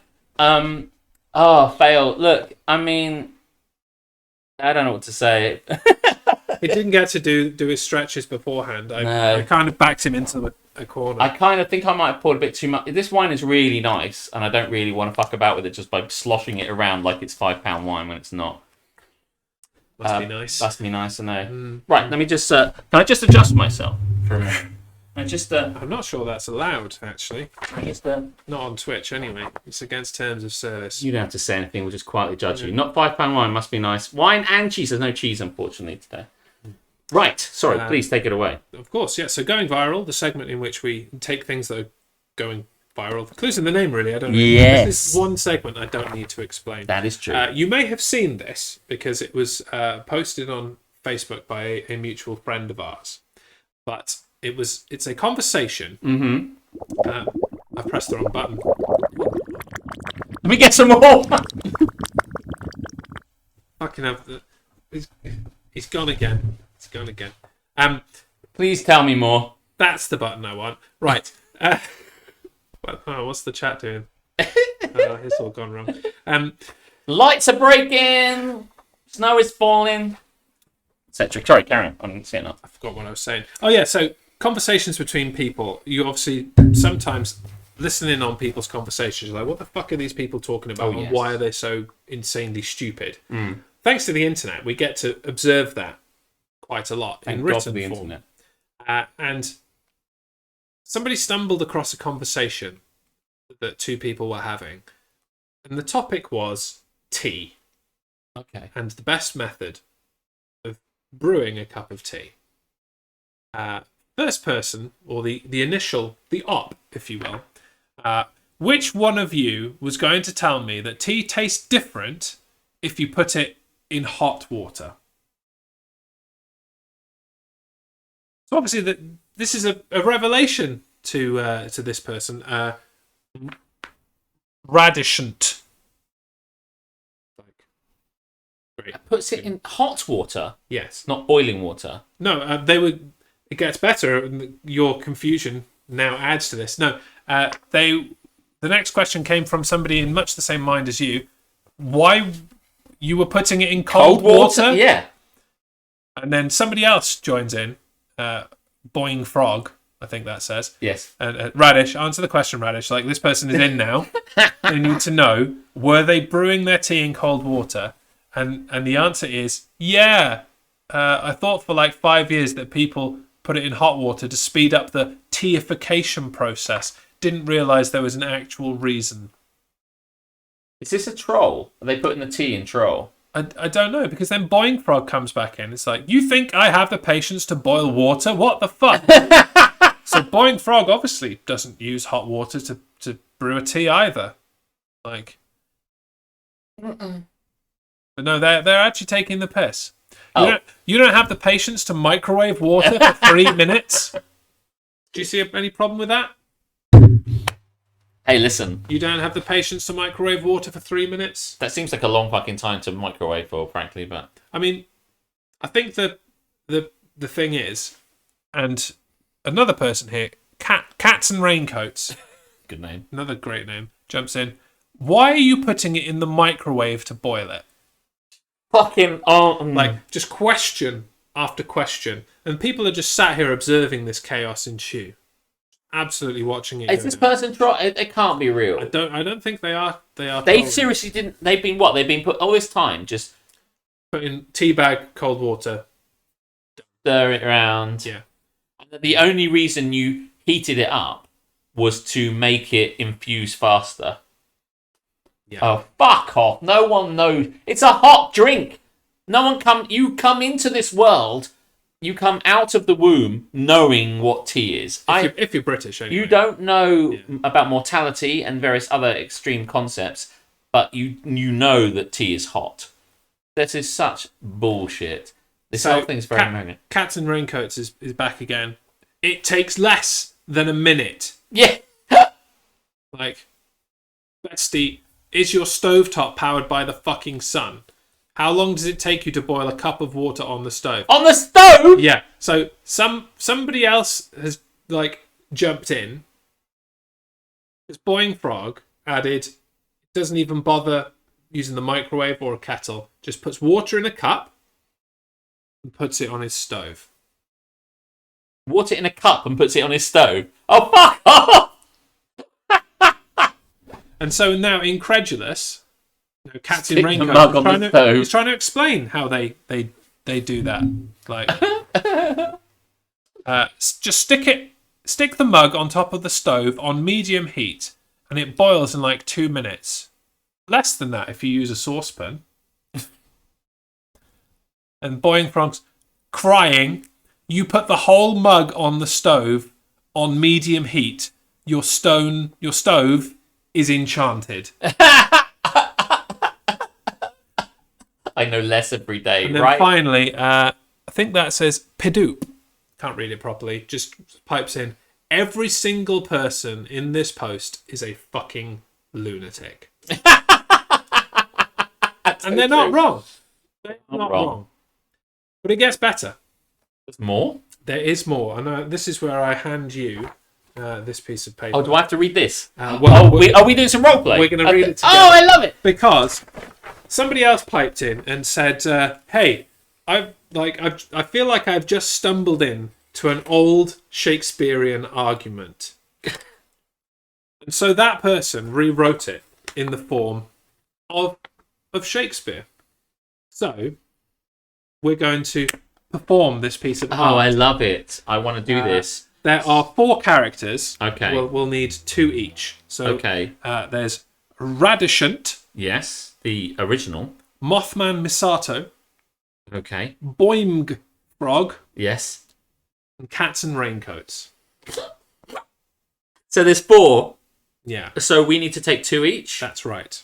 It feels like Radishant speaks to Mothman, speaks to Frogs. There's a possibility we have to speak to ourselves at some point. There might be, yes, indeed. Okay, Yeah, yes. Yeah. It's a nice little... It's a lovely play. What are you going to play? Shaked what? Never heard of it. Sonic 135. It's 136, actually. Wizardly Ghost. Yeah. How far does this... Oh, my God. It's the whole story. The whole epic, if you will. Who's going to read in the... Do you want me to read in the stage directions when they turn up? You can do, yeah. I think that's important. Okay, so if you do stage directions, Yeah. and if you do I'll read whoever you want me to read. Boing Frog and Cats and Raincoats, Okay, I'm Boing Frog and Cats and Raincoats, and I'm stage directions. and I will be Radishant and Mothman. Okay, Okay? ready? Okay. Is it in iambic pentameter? I'll tell you when I've read it. Good question. Really, which one of you have planned to tell of different flavours game by... Yeah, it is. At least the first two Fair fucking... play. First two fucking lines are anyway. Whether it all goes iambic, I couldn't tell you because we've only... Have I missed the... Am I the... No, you've reached the Shakespeare portion of Don't Get Me Started. Welcome in, Miss Ice. As you'll learn when you hear Radishant speak his first line, prithee, which one When of you... isn't Radishant such a wonderful Shakespearean name? You will learn very quickly that at least the first 2 lines are in iambic pentameter. But as we know from Shakespeare, he would break that from time to time for reason of his own. Laziness. Partly. No. Right, so I'm going to read the stage door. I love this so much. I thought you'd like this. Enter Radishant, Mothman Misato, Boing Frog, and Cats and Raincoats, stage left. They are having a heated discussion. Prithee, which one of you had plans to tell of different flavours gained by simple act of brewing tea with water hot, not cold? Egad! Yeah, I'm talking to myself. You are. I'm now Mothman. Egad! You poured the water cold, wherefore? An answer from you, Radish, I must beg. Indeed, I did, dear friends. Why does this shock? Without the guide of others, I assumed that heat was merely added for the sake of expediting this solution's brewing. Half a decade I have spent, or more, not questioning this worldview I had made. In fact, I am myself a bit surprised that you might think that I, your dearest friend, might have a patience of sufficient stock to wait until a pot of water boils. 3 minutes overtaxes patience so? The microwave will beep when it is done. My friend, this answer vexes me the more. Can it be true that thou dost boil by nuke? Are you in turn, my friend, so shocked to know that I have not the patience like our root to boil upon the stove our favoured drink? It takes less than a minute. On what plate? Perhaps your dinner cooks atop the sun. How long can take your stove to fill the task of boiling but a single cup alone? In minutes? Yes, I counted 7 once. Perhaps you ought to have your timepiece checked. If on a middle heat you place the cup, you soon will have the scalding drink you crave. 2 minutes and a mug upon the plate, or even less, if you should have a pot. You cause me tears. Is this how thou dost live? You place upon the iron stove a mug ceramic filled with water cold. How do these flames, through medium in height, not shatter like a glass this fragile thing? Surely then your kitchen is bewitched, with magics far beyond the mortal ken. The four realise they have wandered into the throne room. The royal court watches with fascination. Every single person in this group must be a fucking lunatic, it seems. And scene.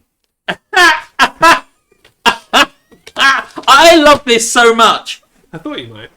And you know my love of Shakespeare also, so it speaks to me at the same time. He's checking now. He's checking for pentameter. What I love, right, is that they broke the pentameter across 3 lines. So Frog says in minutes, and Katsun says yes, and Frog says I counted 7 once. So that all adds up where it needs to be, right? So in minutes, yes, I counted 7 once is enough to overall. Yes, it's you see Shakespeare do that a lot. He does. He 2 people have a conversation, and then the whole thing flows together. I fucking love Shakespeare. This is fucking genius. It's one of the best things we've found. And by the way, I kind of enjoyed reading this, and it made a lot more. Yeah. Perhaps your dinner cooks atop the sun. It takes less than a minute. On what plate? Oh, fucking... Who the fuck is this guy? It's amazing. Got to track him down. Don't get me bardied. Give him his kudos. Oh, I love it.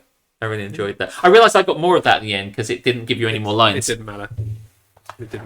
The Shakespeare witches are fascinating. Do you know, I once saw a performance of Macbeth outside the National Theatre, all done by this Polish company. The witches were on stilts, fucking legging it around, chucking knives to each other. It was brilliant. Oh, she brilliant, said brilliant. skills. I thought she said stilts.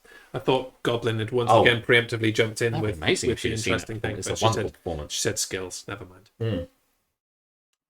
Bravo, Bart. Bravo. So when is Alex getting into plays?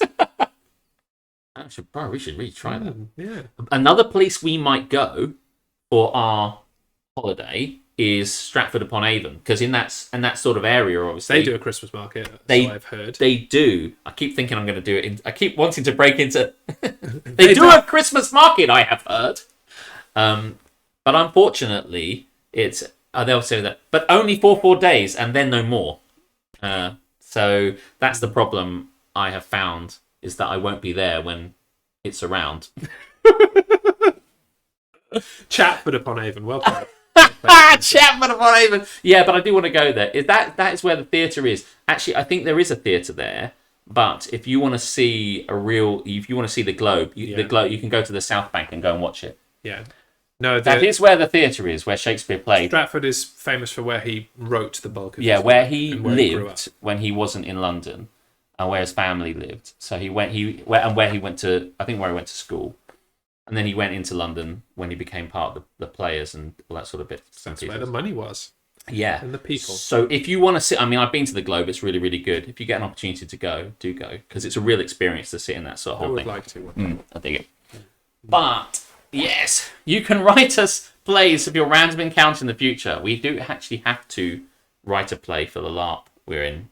Captain Brilliant got suckered into writing something. It probably is too much to tell now, but anyway. Classic Captain. We were playing live action role play, and someone said we were visited by these gods in the game, and the god said, "Who will write my story?"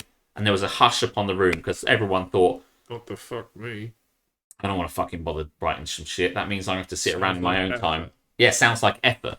And I was sitting there thinking, "Oh, sounds like effort. Only a dickhead would." And then from behind me, Captain Brilliant went, "Prithee!" Yeah, prithee! No, but Captain Brilliant said, "Oh, I've been known to put pen to paper." Like that. And they went, You're on! And then, so he went, "Oh, fuck. You lowly, isolated volunteer. You must do it!" And so he's got to do it. And I said to Captain afterwards, "You know what would be better than writing like just an essay for this woman? We should write a play." And then we were like, okay, so like now... I thought you were going to say, "Do you know what would be better than writing an essay for this woman?" Not writing an essay. Yeah, for not this doing woman. it, just kidding. Much better. So we so as a result, then the two gods came up later, and she's like the god of like rangers and elves and Power Rangers. Power Rangers. She's the Green Ranger. Perfect. And the other guy's the Red Ranger, and they got together and came over and he's Not the way I remember it, but okay. So these two gods turned up, and when we were there, and he said, "We're thinking of doing a play," and she was like, "That's lovely. I'm going to get a play." And the other guy, who is the god of entertainment, is like, "How have I not got a play?" And we're like, "You can come along." So we've got all these gods are going to turn up to watch our play, and we think what we might do is pretend like we're writing a very serious thing, and then Just take this and perform this. This is just gold. this is good to go. What we're going to do is, the play that goes wrong, like at least the concept of it, everything fucks up and goes wrong. We were going to hopefully do something like that. So we make out like the play is good to go and all written and very serious, and it's just like, and then at the last minute we're saying sorry to say that all the main cast have injured themselves. We've got the understudies in, but we're sure it's going to be fine. And now we present the play, and it's just a fucking catastrophe from start to end. And I think it would be hilarious, but there's a possibility that the gods might not see it that way and off your heads and murderize us. So hey, Lee, you want to see that? Come to LARP because we're going to write it. But anyway, I need to meet you in character. Oh yeah, because Goblin Tea Power was also there that cold Halloween night. And it amused her no end to know that my character's name is the same as my name, because I called my character in the game Alexander. So, which Goblin loves when I use my real name. Method acting. I like it. Yeah, it's me. It's very me. Right. Well, I don't remember why. Oh, this was the viral thing. God, yes. This is so good, and I don't know what's wrong with people with it. Going back onto the tea, how can you not know you need to boil the fucking? Yeah, to be honest, I didn't really care about the actual tea thing. I just wanted to get to the Shakespeare thing. I'm so glad. Well, that was a segment we like to call Going Viral.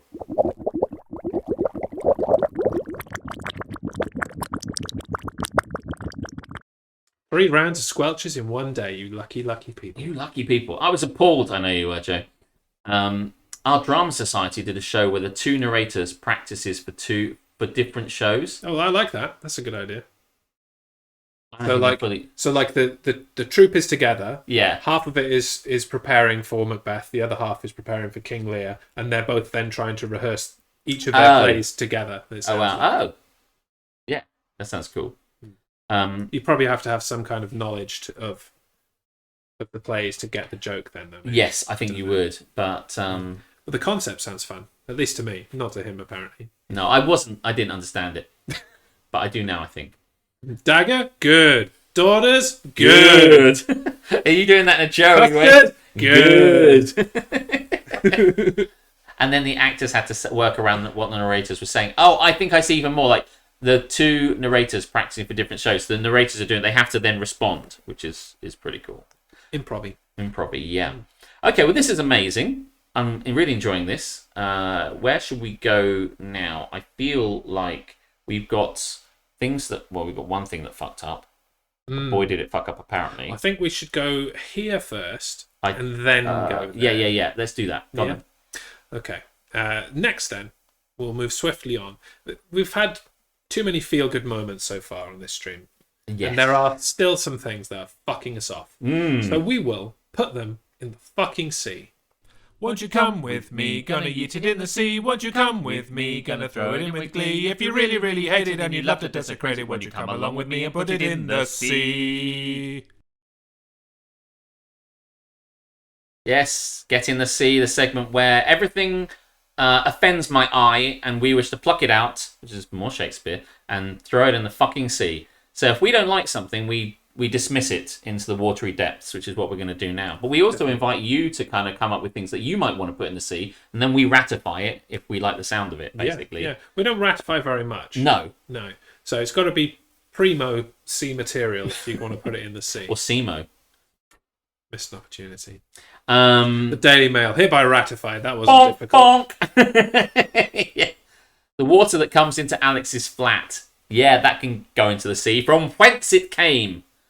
Seems kind of redundant, but okay. Oh yeah, because it's part of the water cycle. It's kind of, sunrise, sunset, condensation. Could you rain. possibly, in some detail, explain the water cycle? Yes. Please, Well, you proceed. see, I shall. The water comes into my flat. It flows out of my flat. Then it goes into the clouds, back along the top of my flat, back into my flat. Never let it be said Yes. that Alex can't do science. That was science in its purest form. Primo science, right there. Tell us of science. It just scienced all I over just the scienced place. it. Everywhere. There's just science littering Yeah. Studio A now. Yeah. Yeah. It's just, yeah. I don't want to go into it. There's a bit more in that. More into it. There's more science. So you're saying it's some kind of circle? Yeah. Interesting. Yeah. Interesting. I obviously didn't pay enough attention. Yeah, it's a perfect circle. in the science class. Well, you got it. There's so much to learn. Oxbow Lakes and so much more. But we weren't going to talk about that. But although we are talking about water in some way because we're getting things in the sea, you forgot the bit where Gemma Collins turns the water into a diva. Maybe he doesn't know as much science as he's led us to believe. Oh yeah, I did forget that bit. I would love to see Gemma Collins turn the water into a diva, like Jesus turning the water into the wine. She turns it into pink. And now I will turn this water into a diva. Bling. Fuck you, Gemma Collins. I know you're watching. Fuck you. Gemma Collins, you're not going to let me put Gemma Collins in the sea. Well, I don't think we get a choice. Remember, it's kind of you put what you want to put in there. Oh, yeah, that's true. Yeah. Gemma Collins, sploosh, big sploosh, massive mushroom cloud of water, sploosh in the fucking sea. After I read her book, I might petition to remove her in an amnesty week, but I have to read the book first. See if I can be. I suspect I probably won't. Ross Geller and ear infections. I mean, well, we already said yesterday that I'm not willing to put Ross Geller in the sea, but you can if you want. I'm not that fussed. I'm okay. It's of its time. It's fine. Yeah. Ear infections. Well, I'm not going to put ear infections in the sea because that will make them worse if you get water. Oh, you don't want to get them wet? No, yeah. Oh, no. So we don't want to do that. No. Oh, no, me old matey. Yes. So I tell you what. Let's talk about what you want to put in the sea. Okay. It's very topical, very current. Yes. Because I've had enough, really, Yes. of all of this talk. It seems like every week when things are happening in the world, it always comes back to let's deflect and distract because some politician or other Yes. has done something bullshit. Yes. And so we as a public then have to suffer some kind of extra thing because they're trying to hide their bullshit. Their shit. And you've had enough of it. I had enough of it a few years ago, actually. I gave up politics following the last general election. I was like, that's enough. That's it. No more politics. I thought DGMS was a no politics Well, zone. it's about Well, to you be. wait. It's about 20 seconds. Because right now, I am putting, just so we can get this done and I don't have to hear about this shit anymore, I'm putting politicians of all denominations in the sea. Ah, Every last one of them. I Yes. don't care what wing they're on, yes. what bird they flew in on. They're in the sea now. I don't want to hear any more politics bullshit Yes. ever again. There is a lot about, especially in recent light of which I learned from McKen's because I don't watch the TV, but thankfully, as my political correspondent McKen's tells me everything I need to know about this, informed me that. Well, they'll need a new job now. Yeah, I know, right? He can't be a political Well, correspondent. we'll get him to. He has many journalistic skills, does McKen's, apart from being a wicked MC. He informed me that there was a leak where last year, when none of us could do Christmassy shit, all the Tories were doing Christmassy shit. Yeah, you know, when I had my parents video in to watch their granddaughter open presents rather than travel down to visit us. When we couldn't do any of that shit, they were happily doing. Reporting from Glasgow, news just in. They're still fucking cunts. Yeah, I was gonna say. How are Tories? Still cunts.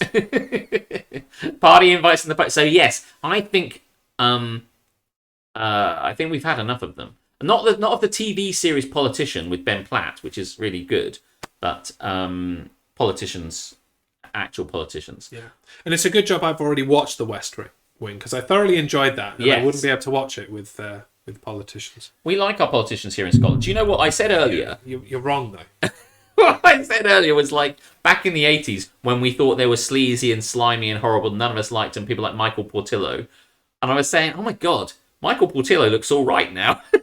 Just like, now I'd be okay with Michael Portillo. When the most egregious thing a politician could do is like fuck his maid or something. It's like, mate, fuck who you want. Just stop fucking us. Yeah. The general public. No. The voting public. Stop fucking us. You can have as many scandals as you want. Fuck whatever else you want. Yeah, I don't care. that's fine.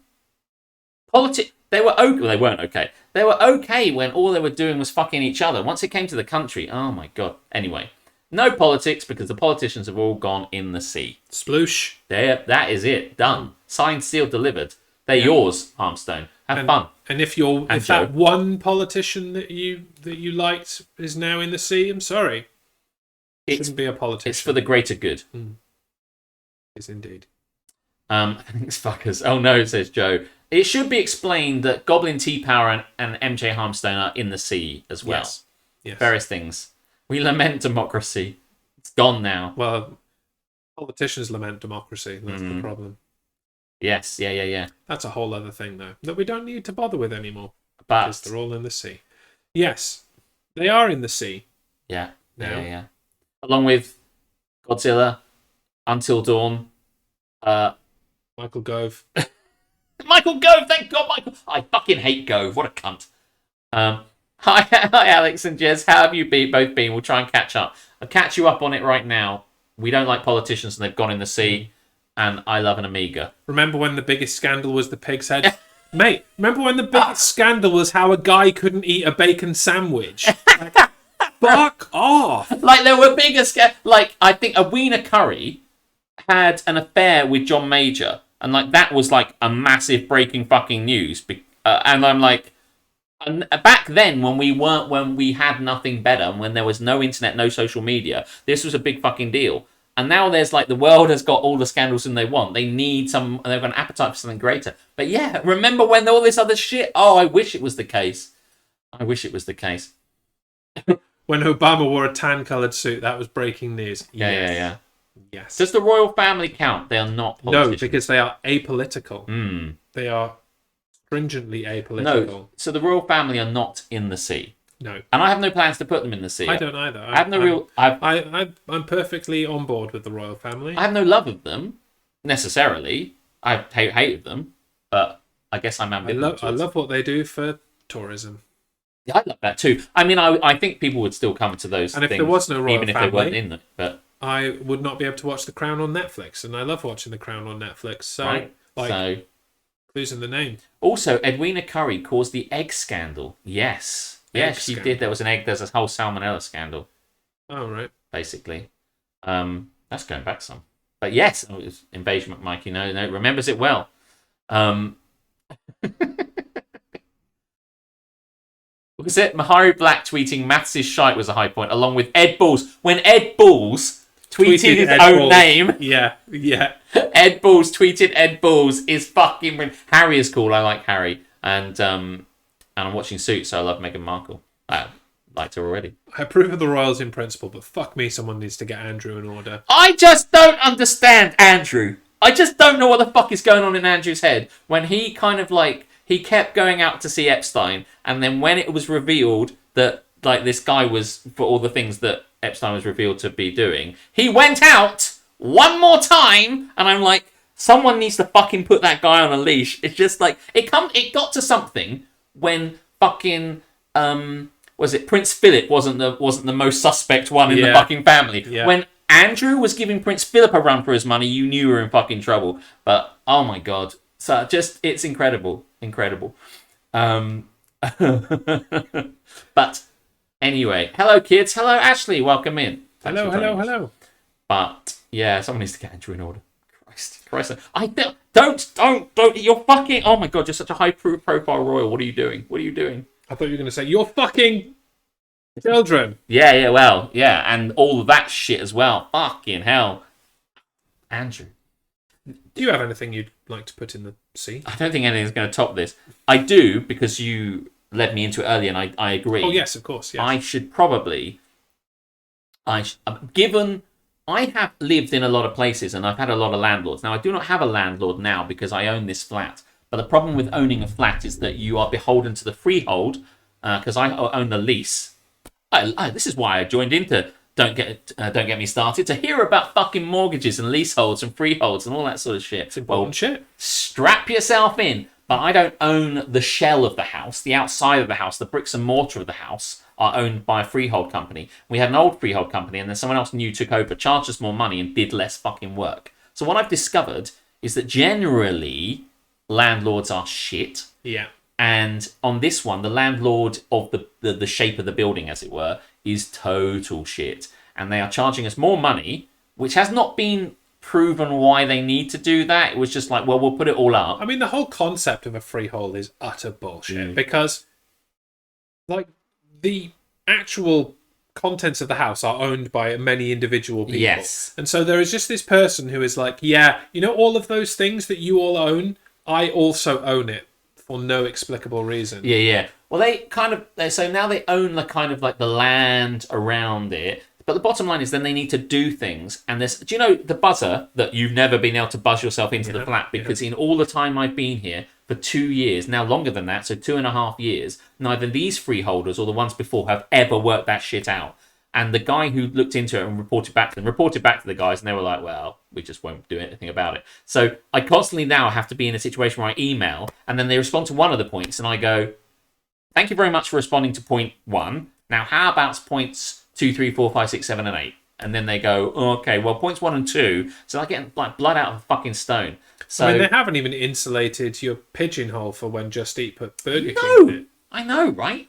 And do you know what? I spoke to the guy on the phone. I said, oh, by the way, it's very kind of you to have put up a little... I mean, it's not the thing I wanted you to fix, but thanks for making a little kind of pigeonhole section, which was not there before. And he went, oh, I didn't do that. And it turned out it was my downstairs neighbour had like a spare, cabinet thing, and just put it down there, labelled it all up. So if you want to do anything in this fucking place, you've got to do it yourself. So is this landlords generally or freehold owners? Well, I guess I could cobble them together.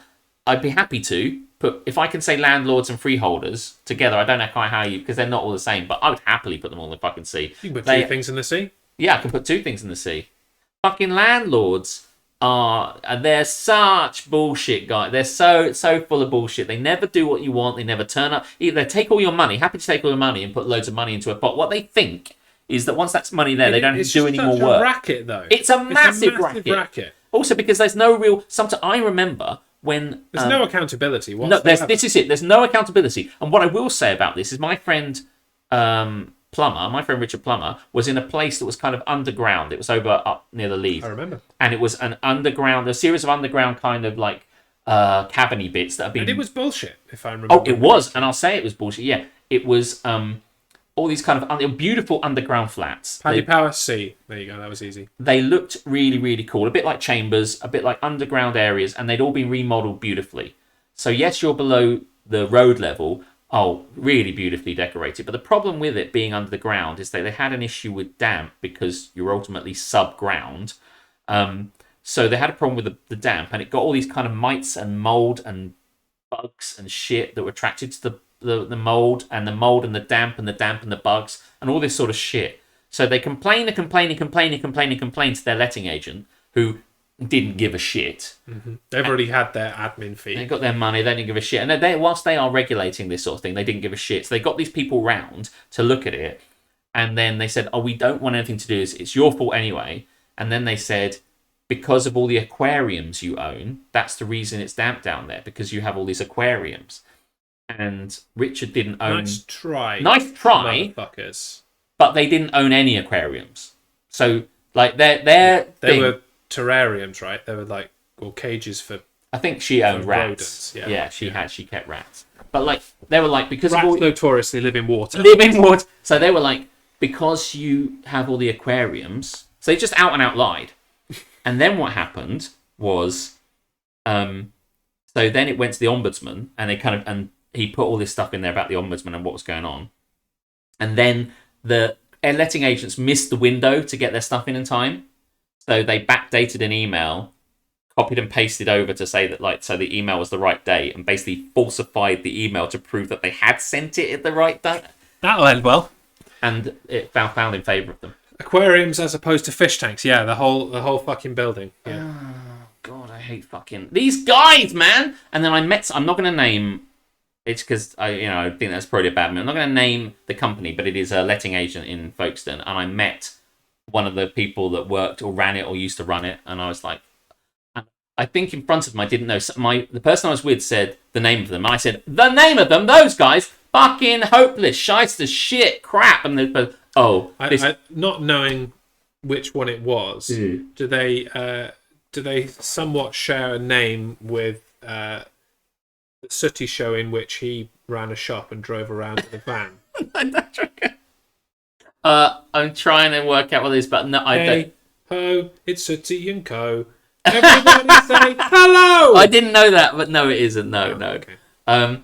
Basically, I then slagged off this company because they're terrible cunts, and then there's like, oh, actually that was the company that I was part of, and I'm like, oh, well then well then yeah. Well then this conversation is over, isn't it? Oh man, I fucking hate. So I hate freeholders, and I hate landlords, and I probably hate estate agents as well.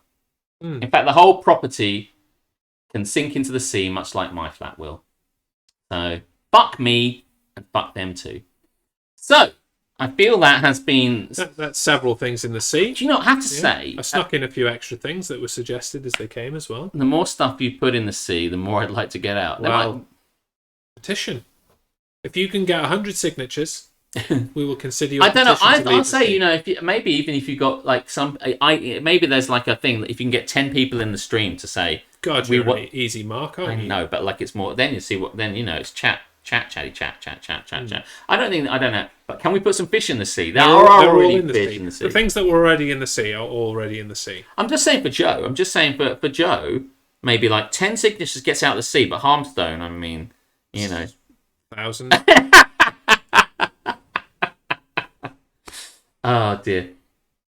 But that was the segment that I enjoy and we like to call Get in the Sea. Won't you come with me? Gonna yeet it in the sea. Won't you come with me? Gonna throw it in with glee. If you really, really hate it and you love to desecrate it, won't you come along with me and put it in the sea? Where's the festive love? Well, maybe there'll be a Christmas amnesty. I vote release Joe and possibly Harmstone.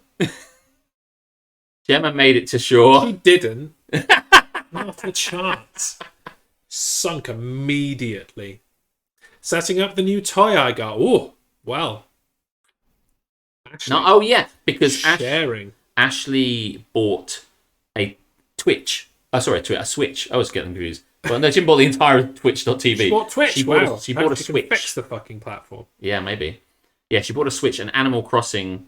I did see that. The Animal Crossing version of the Switch that does not come with Animal Crossing. Yes, does not. and she said, Thanks, Nintendo. I didn't read the fine print, and I wanted to say at the time when the conversation moved on that it wasn't like fine print, it was just words on the thing. It's basically a shed store situation. Oh, yeah. You have received an incomplete product, and then they're like, well, if I'll refer you to the invoice, you'll find that it says no Animal Crossing. Not with Animal Crossing. Yeah. Fuck you, shed store. Fuck you, Nintendo. Shall we move on to our next segment? Yeah, let's. Now, this, I think it's going to be one of our most emotive editions of this segment. And do join in and share all the ways that you have done so in Today I Fucked Up. It was at this moment that Nathan knew he fucked up. It's on the box of this not included. Fuck you too, Jaeger. I'm always, the thing I will say, Ashley, is I'm always double checking, triple checking this sort of stuff, because it's always, I just feel like when there's a deal, I'm like, what's going on with this? Stop ripping us off. I was always presuming. Just give the fucking thing that's on the fucking thing. It is shit. Now. It's the freehold of retail. Yes. Retail. Yeah. Now, I've given it all to you. Have you? I think so. It's here. Oh. Yeah, there. Okay. Giving you the whole thing. You found it. You can Jesus, this is disseminate huge. it as you like. I don't mind reading some of it. I'm trying to work out. Is this the whole? No, that's the first one. Oh, they may have got. No, that's. They may have got. Because there's right. So. Oh, there's the first one. Oh, I'm sitting on it. Right. Yeah. Let me read the first one then. There are 4 pages to this. It's basically like we've got 4 in 1, but it's all about the same dude. Now I'll prefix this. Prefix. I don't know what. Preface. Thank you. Just made up fucking loads of words then. Preface. I'll preface this by saying, I'll start right. By saying, In the beginning, Alex stumbled over his words. bring me more wine, Margaret. I will start by saying, I don't know how true this is, but for someone that might be telling a lie, boy, have they doubled down. Boy, are they loquacious. Margaret! So I'll read this. Now this is on its own, and then he goes on to explain further. Page the first Indeed. Today I fucked up and will be mucked as punishment. This is really embarrassing, but just happened. I know I won't come across in a good light here, but if nothing else, I wanted to post this as a warning to others who think they can keep getting away with bad things forever. Yes, you did. I was dumb and stole from a store a few weeks back, thinking I'd get away with it. I know it's a really bad habit, but I had some friends who showed me how easy it is to do when I was 16, 17. So I've done it several times since. I only got caught once at 17 and basically just got a slap on the wrist. So I guess I learned that I wasn't risking very much by doing it.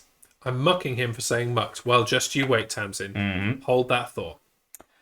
Well, the next day, 2 officers showed up my door and said they had footage of my theft. I'd been caught again. So they took me down to the station to explain things to me. I figured they'd just give me a fine and curfew again. Wrong! I get there, and they said that based on my history, I would be potentially facing steep jail time and a permanent record. But gave me the choice to be mucked instead.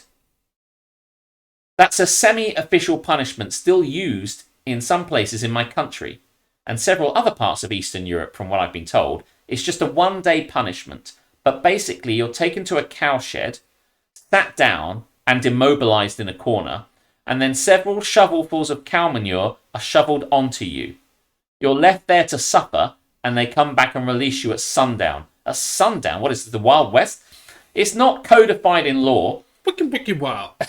And I have the option to decline it, but it doesn't seem like much of a choice. If the alternative is potentially a year in jail and more, they said if I submit to be mucked, the formal charges would be dropped. It's a way for local police departments to quickly and cheaply deal with cases, and they said that the only reason they're offering it to me is that they're confident this will stop me from further reoffending. So I reluctantly agreed. Just signed the paperwork today that I agreed to receive a 6-hour mucking as my punishment. The officer signed it, and the store owner signed that he was satisfied with it too. I'm really dreading this. I have no idea what to expect since I've lived in the city my whole life, but I know I have no one but myself to blame.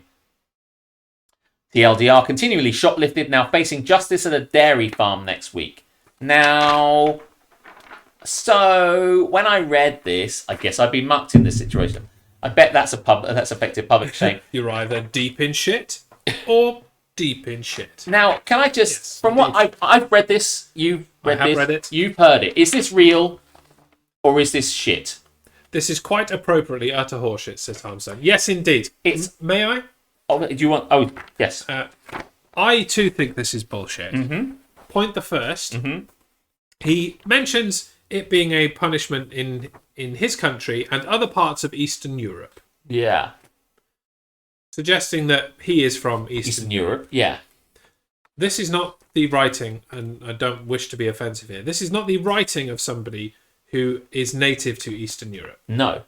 I will say that. No. Also, this is littered with Americanisms. Yes. The store.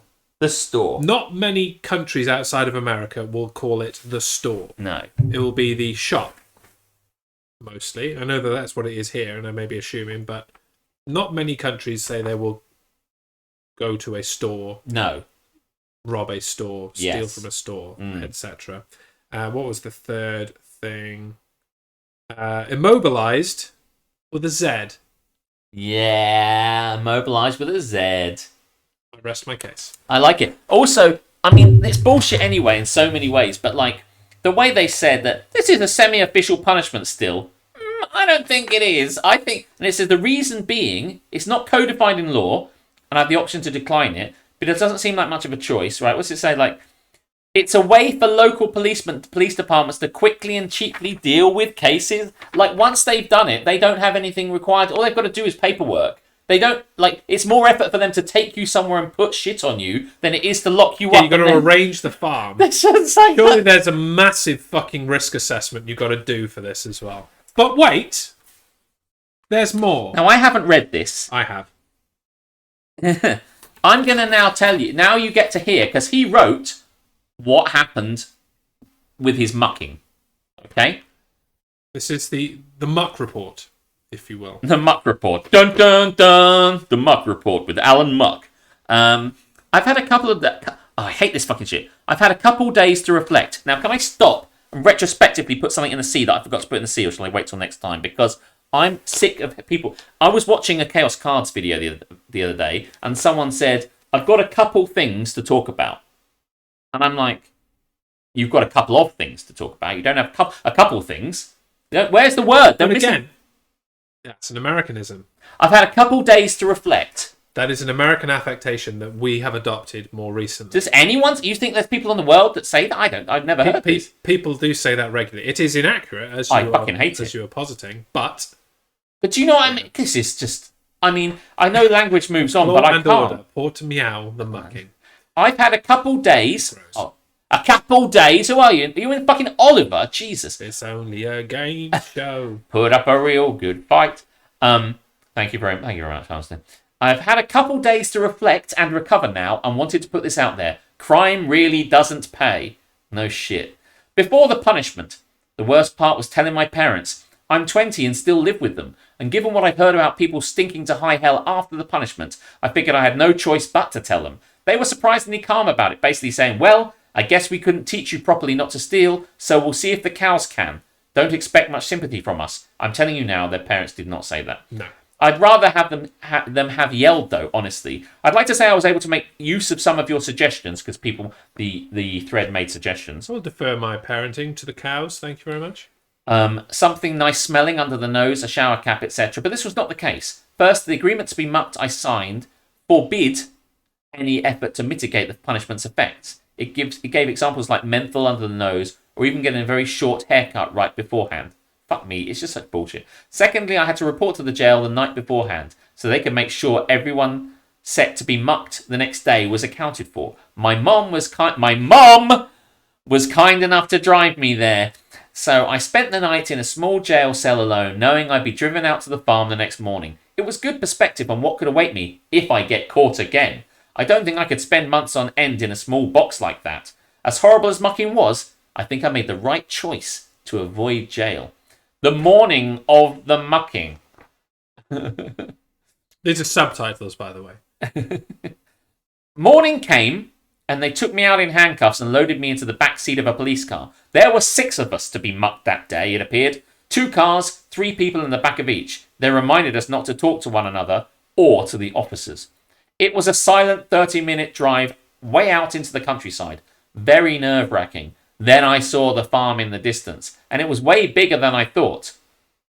Why is that a relevant point? I guess I envisaged a little roadside barn with 20 to 30 cows in it, but this dairy was massive. We pulled up around the back of one of these giant cow sheds, and they unloaded us. Apparently 4 of us had a 6-hour sentence, including me, while 2 people had a 4-hour sentence. The officers led the 4 of us into the back entrance of the cow shed and took the other 2 off to wait in some room off to the side for a couple hours. For a couple of hours, you cunt. The stench hit me when we entered the barn. It was nice to be out from the cold and into the heated shed, but God, those cows reek. It was noisy too. Sorry, heated shed? Yeah. Fucking must be nice. If Must you're a be cow. nice, yeah. This is such a surreal story. I found it and we had to share it. We weren't going to do today. I fucked up today, and then this came along. And this came up. It was noisy too. Constant mooing from what sounded like hundreds. From what sounded like cows. Man, this guy did his research. He's like, I need to tell a lie. Now, what sound do cows make? Moo? Got it. Fucking moo. Fucking moo. Mooing and pooing. Heated shed. Where the fuck does he live? No, well, this is where the cows live. God. From what sounded like hundreds of animals. They took us to a somewhat secluded area in back of the barn. We had to remove our shirts, socks, and shoes, but could keep our pants on. Because the police aren't animals. Doesn't say that. They also gave us goggles to wear. Then they re-handcuffed us and made us sit down with our backs to the wall, one by one, about 5 meters apart, very spaced out. When they got to me, they clipped my handcuffs into a thing on the wall behind my back, cuffed my legs together at the ankles, and locked it into a spot on the floor, and also put some sort of restraint around my midsection. Oh yes, this pre-designed area in a barn for mucking, of course. I'm now wondering why you haven't rewritten this in iambic pentameter. I don't have that time. Goggles. Goggles. Goggles? Are they doing this in batches? Yeah, there's 5 of them. Yeah. Five of them in a Actually, I think neatly spaced row. There's him and 3 dudes at the start, and then more coming later. By the way, yeah, it's just like it breaks every rule in the book, right? There's no way this could be allowed. It's like, well, it's kind of allowed where I live. It is not. I really couldn't move. I like the fact that they have to pin them down because, like, the fact that they say, well, we're not going to chain you down, but if you leave, then we will send you to prison. There's no need to tie them down, right? No. You just have to say, accept your punishment. There's the door, but if you walk out the door, you're walking into prison. Also, we drove you here for half an hour, so good luck getting Good luck back. walking back, and then we'll pick you up later and take you to prison. So there's no reason in this situation, even if it was a real thing, to be immobilized because you would just sit there and take your punishment, or you go to prison. So fuck you. I really couldn't move beyond being able to slightly swivel my head. I like to move it. The mucking. The mucking. The mucking. This winter. The mucking. Finally, they left with us locked in place and returned in a couple of minutes with shovels and a couple large wheelbarrows. I hate you so fucking much. I'm glad you got mucked, and I hope you get mucked again. Shovels. One officer started mucking the man on my left, and the other started on me. It was pretty unceremonious. No fucking shit, mate. Ceremony? What did you... This isn't the fucking Wicker Man. It was pretty unceremonious. He took a huge shovel full of the manure and dumped it right on my legs/lap. The next shovelful over my chest. Another on my lower half. Another on my upper half. I was retching. I'd never smelled anything like this before, and it was all greenish brown. I couldn't even tell if it was solid or a liquid. It was also very hot and thick and runny. Greenish brown, textured like shit.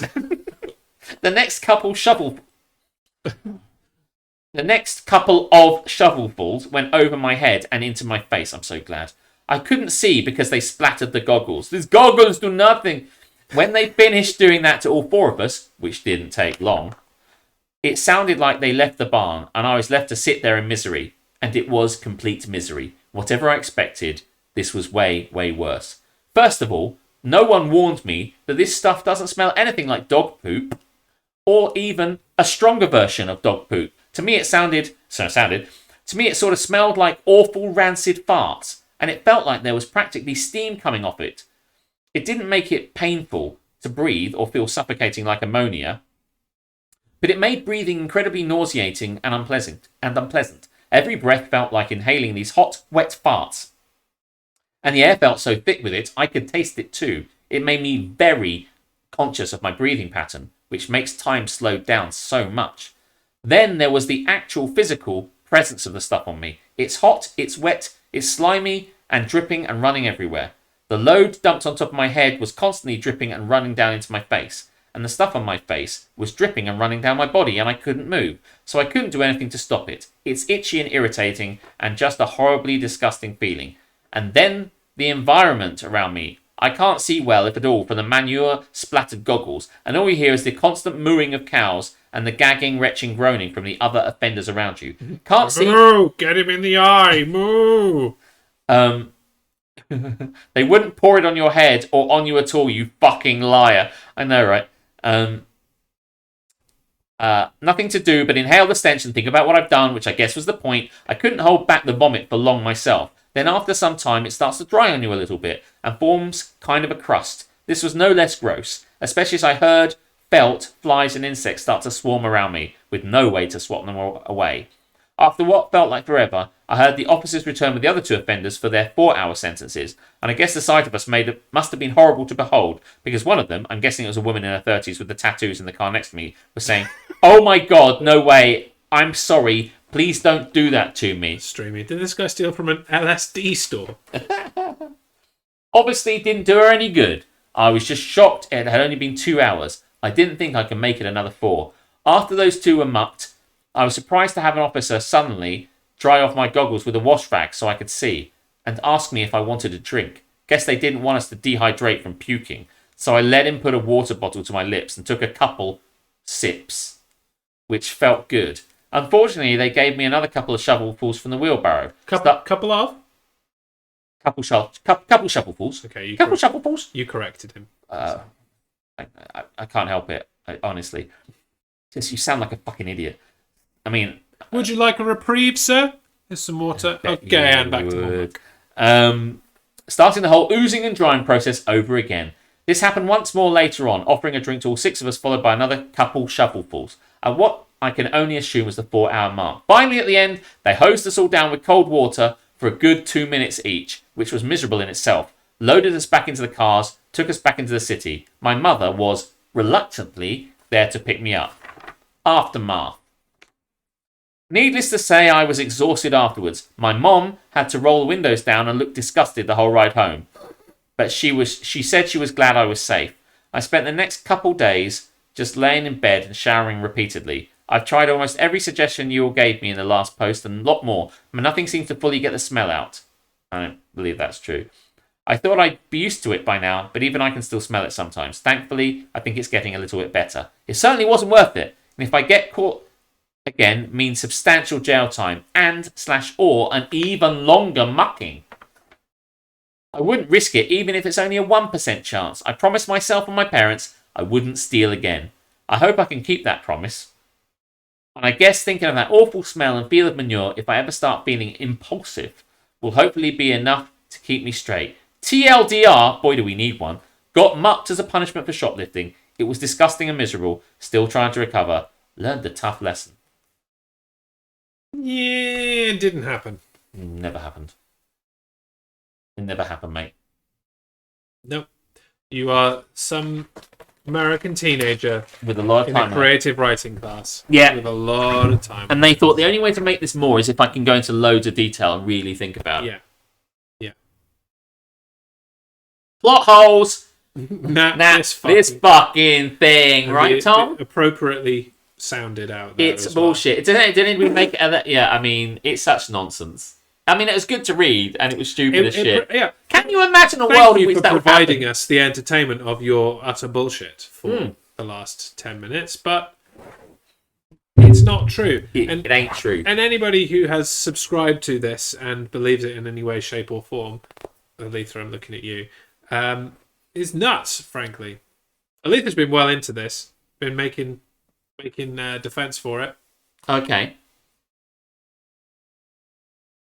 I think it makes sense they went, well, I mean, there are some crazy countries in this world, and it's possible it happened. It didn't happen to him, because he's an American.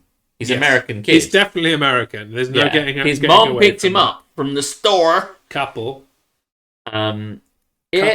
shovels of shit. Does it happen somewhere in Romania? Maybe, but Maybe. they're not taking Does to it Reddit to write about it. Does it happen in perfect New York? American No. English afterwards? If it was real, I wouldn't be shocked. No, I wouldn't be shocked. I wouldn't either. be shocked. I wouldn't be shocked. But it's not. Poomania. It's running wild. It's running being the key word there. Today, that guy fucked up thinking that we would believe him. They, as you were talking, they Googled it, and the only thing that comes up is this. Right. And soon, don't get me started. Yeah, I know. There's one report of police doing something similar in 2013, and the police were all sacked. Yeah. Oh my god. The English is the most sus thing about it. Yes. Must Like, if try you'd have tried harder. to write it as like Borat, they might have got away with it. Yeah. It said, I'm from Eastern Europe.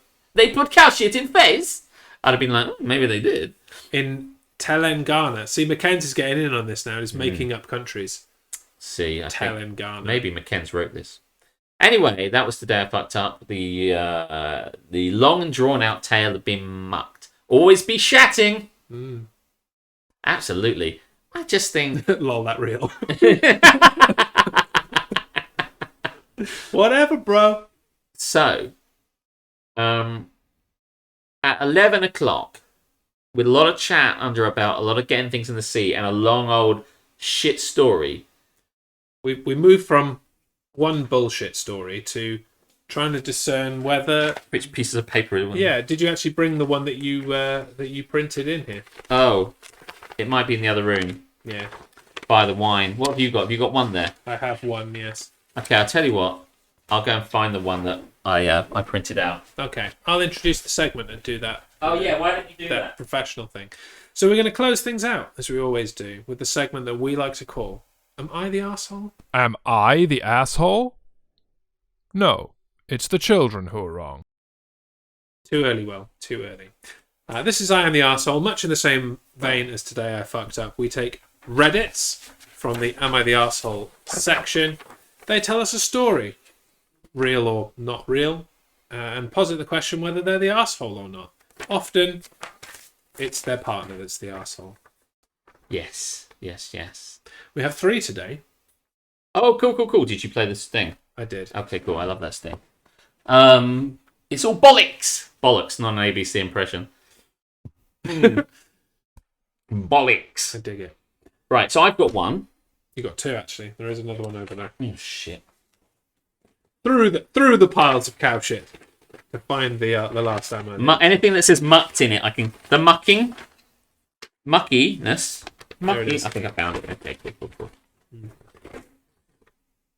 I've got 2. Always both recycle, of mine. folks. Okay, right. Cool. Remember to recycle. Cool, no doubt. Shall I do one? You do one. I do one. Yes. I feel I'm reading out a lot tonight, but I mean, Do you want to swap?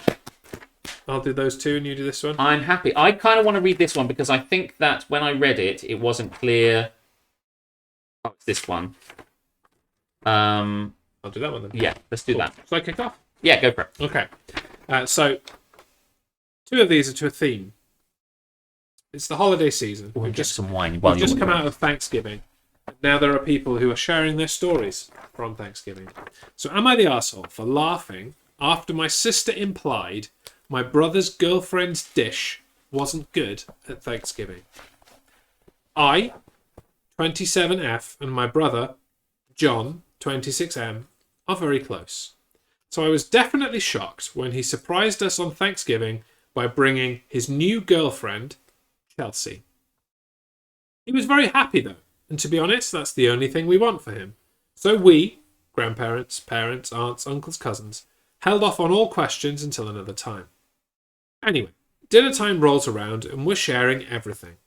And my aunt kind of pulls me off to the side and tells me we're not going to be eating my mashed potatoes because Chelsea brought some and John asked that we serve those.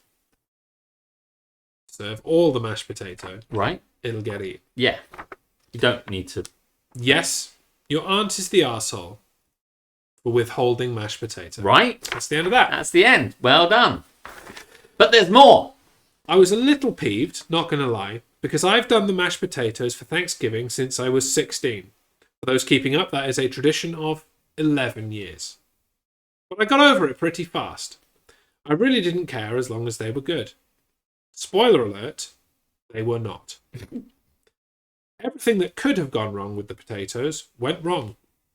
They were raisins.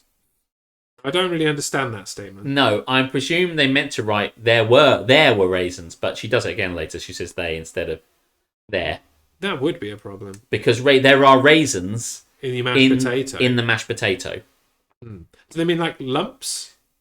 Do Americans call like lumps?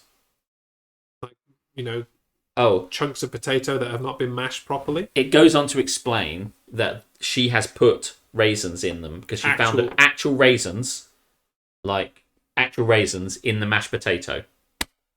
Because, I don't think it explains it in this, but it explains in a later thread and some stuff that she had found like a recipe and went for it because she didn't know what to do. So she went, oh, that one looks good. I'll be adventurous. Was this from Rachel's cookbook? Read the whole thing and I'll tell you what I found out. Okay. She was really excited though. So when she asked everybody if they were good, she got some the kind you do with your mouth closed and an uncomfortable smile on your face. Oh, exactly like I just did. You did just do it, yeah. Everything else was good. So her dish was highlighted. We all thought we passed it though. Until my nephew spit it out into a tissue. She said something about not pleasing everybody to lighten the mood because we were all looking at him hard as hell.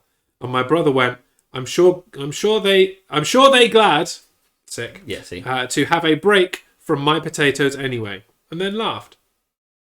I wasn't going to say anything, but my sister, 22F, said, we are not, in the most monotonous voice, and I just laughed, man, like one burst of cackle. Chelsea teared up, and the rest of the night was awkward. My brother called me an arse, and is still mad at me. Am I the arsehole? So, perhaps the raisins were mashed. They weren't. What happens in the get rid of that. In the follow up and the various other bits that are in the thread that I read, effectively, they were actual raisins. So you mash your potatoes and then she just dropped raisins in and mixed them in. I'm going to do this tomorrow. And I haven't got any raisins though, so it's explained. I think in one of the other follow ups that the brother had basically just gone like. Hey, listen, this is the first time you're meeting my parents or first time I'm meeting my family. It would be good if you made something. And she was like, I don't really know how to make it. And so she, worried and wanting to impress, just kind of found something and went for something adventurous. So she was kind of pushed into it in this awkward way. And then, so she didn't really know how to do it and went for it and then got ridiculed for it. And what, I don't know what you think, right? But what the thread thinks, what Reddit thinks, is that the boyfriend set her up to fail. Basically went, oh, yeah, go for it. You should definitely do it. And like he knew there's a tradition. He knew the other person, he knew his sister was going to hate it. And he knew all this. I don't know why he sets her up for a fail, but there's a very strong feeling from the Reddit community. I think it's probably that he's an idiot. I think he is an idiot. He's just a moron. But if you read that one, you'll see the first post after it is like, you set her up for a fall. You knew that your sister would hate it. You knew everyone would love her. You knew that they don't put raisins in it, yet you let her do it anyway. Nobody puts raisins in mashed potatoes. But you went, go on, off you go, put some raisins in it. And it's that sort of level of kind of you knew, but you let her fail in front of everybody that makes people think that the boyfriend is the arsehole. But anyway. So yeah, but I found that an interesting one to pick because fucking raisins. You know when people make potato salad, and they put raisins in that shit, and I don't want raisins in my potato salad. I do know about maybe I do. Like when I go to Harvester, yes, love Harvester, and obviously you have that the pasta bar beforehand. I will take the potato salad, the pasta, and all that stuff, and then I will grab a handful of raisins and yeet that on there. I love that shit, but I love raisins. Oh right, I don't like raisins. Well, then you wouldn't put them in anything. I wouldn't. I know. And do you know what they do? They put raisins in Coronation chicken, and I love Coronation chicken. And like fruity couscous. Yeah. Yeah. I put dates in potato salad. Man, that must have been awful, man. If you wanted to ram him in potato salad, would look like flies in the mash, wouldn't it? No wonder the fucking kids spat it out. So I don't know who am I the arsehole for laughing? So the person who was the sister, is she an arsehole for laughing at her dish? Yeah, you're an arsehole, but I mean, a laugh comes out, whatever. But I think you should try and be nice to the guest rather than make them feel like shit. But I think the brother could have done a better job of kind of setting her up to succeed rather than setting her up to fail, frankly. But I still think the aunt is the arsehole for not double potatoing. Yeah, that's true. The real criminal here, and I don't use that word lightly, the real criminal here, because she should do some hard time for not bringing it out, is the aunt for not just giving more. Who holds back food? Right, we'll arrange an immediate mucking for the aunt. Yeah, the aunt can get mucked. She'll learn. There'll be some raisins in that. Oh, yeah. Be nice to Chelsea. She knows not what she does. I suppose the question is, were the potatoes warm? Did they use hot water? I thought it was cold! Raisins in chicken salad are okay, though I'd rather have grapes. Just I don't think I'd end up having any sort of... Yeah, raisins, grapes, whatever. Raisins can stay in cake and mince pies where they belong. Nah, raisins and everything. But sultanas, because they're juicier and better.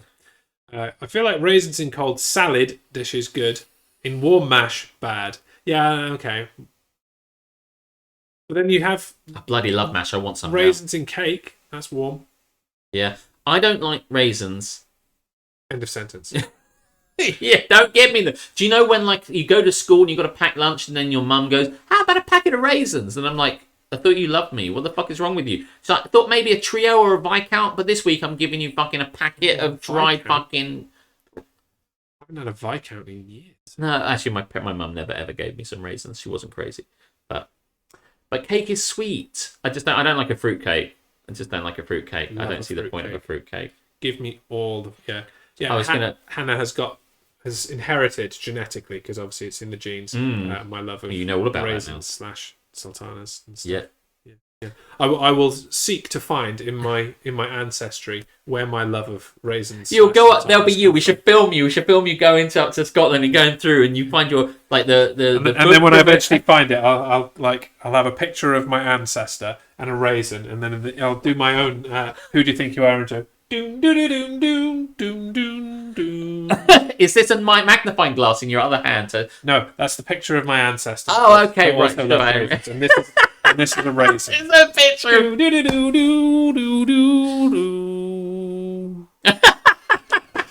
Do you know, I think you have a real talent for weird faces on TV programs, along with the South African MasterChef man, and many more. And many more.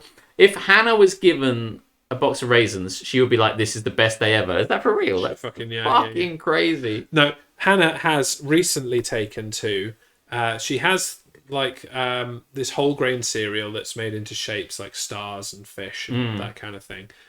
It's slightly toffee flavored, so it's slightly sweet. Okay. She has taken now to putting sultanas in her breakfast in the morning, because she says it looks like cat treats, and she wants. So when I ask her what she wants for breakfast now, she says cat treat cereal, which is her code for whole grain shapes with raisins in them. Sorry, that was my fault. Yes, it was. It's a thing now, Karis. Thanks for that.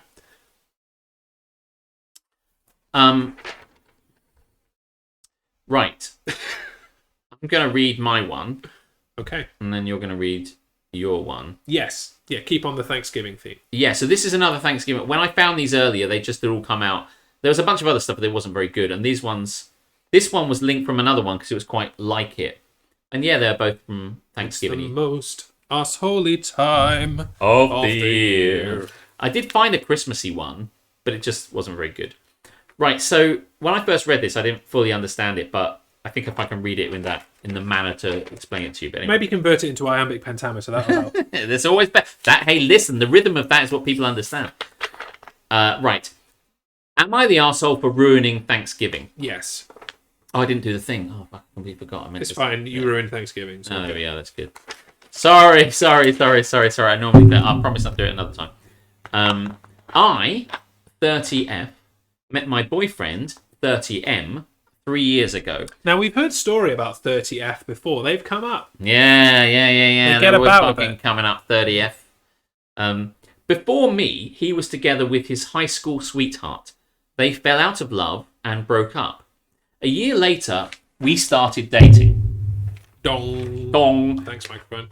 A year later, we started dating. His mom, however, was still heartbroken about it. I was very understanding and thought she needed time to get to know me. The ex basically grew up with them, and they saw her as part of the family. For the first year of my relationship, his mum would call me the ex's name. Until my boyfriend got angry once and told her to be nice. She laughed it off and said it was just a habit. After that, she started calling me the wrong name. So, Janet instead of Jenny. Janet. Damn it, Janet. After that, she just started calling me the wrong name. Janet instead of Jenny. I corrected her a couple of times, but she seemed to like hurting me, so I ignored it later.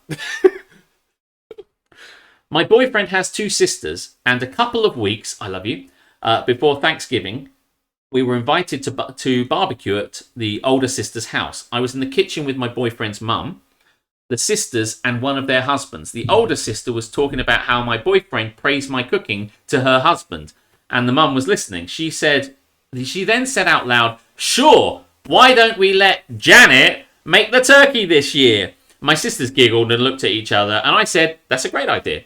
I didn't tell my boyfriend what happened. On Thanksgiving, we went to his mum's house with the usual wine and dessert. She was shocked. Everyone was shocked. I said, "What? I thought Janet is bringing the turkey."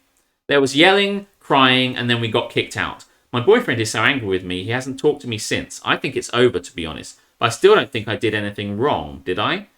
Now, I read this the first time and didn't get it. That's what I mean. Now, when you've read it to me, yes, I understand now. She changes her names, and it says, I've changed the names, which doesn't help the thing, so I cut out that bit. But effectively what happened is, her name is Jenny, and the mum keeps calling her Janet because she's so hilarious. And she went, "I think Janet should cook the turkey." And she went, "Yeah, I'm sure she should. That's good."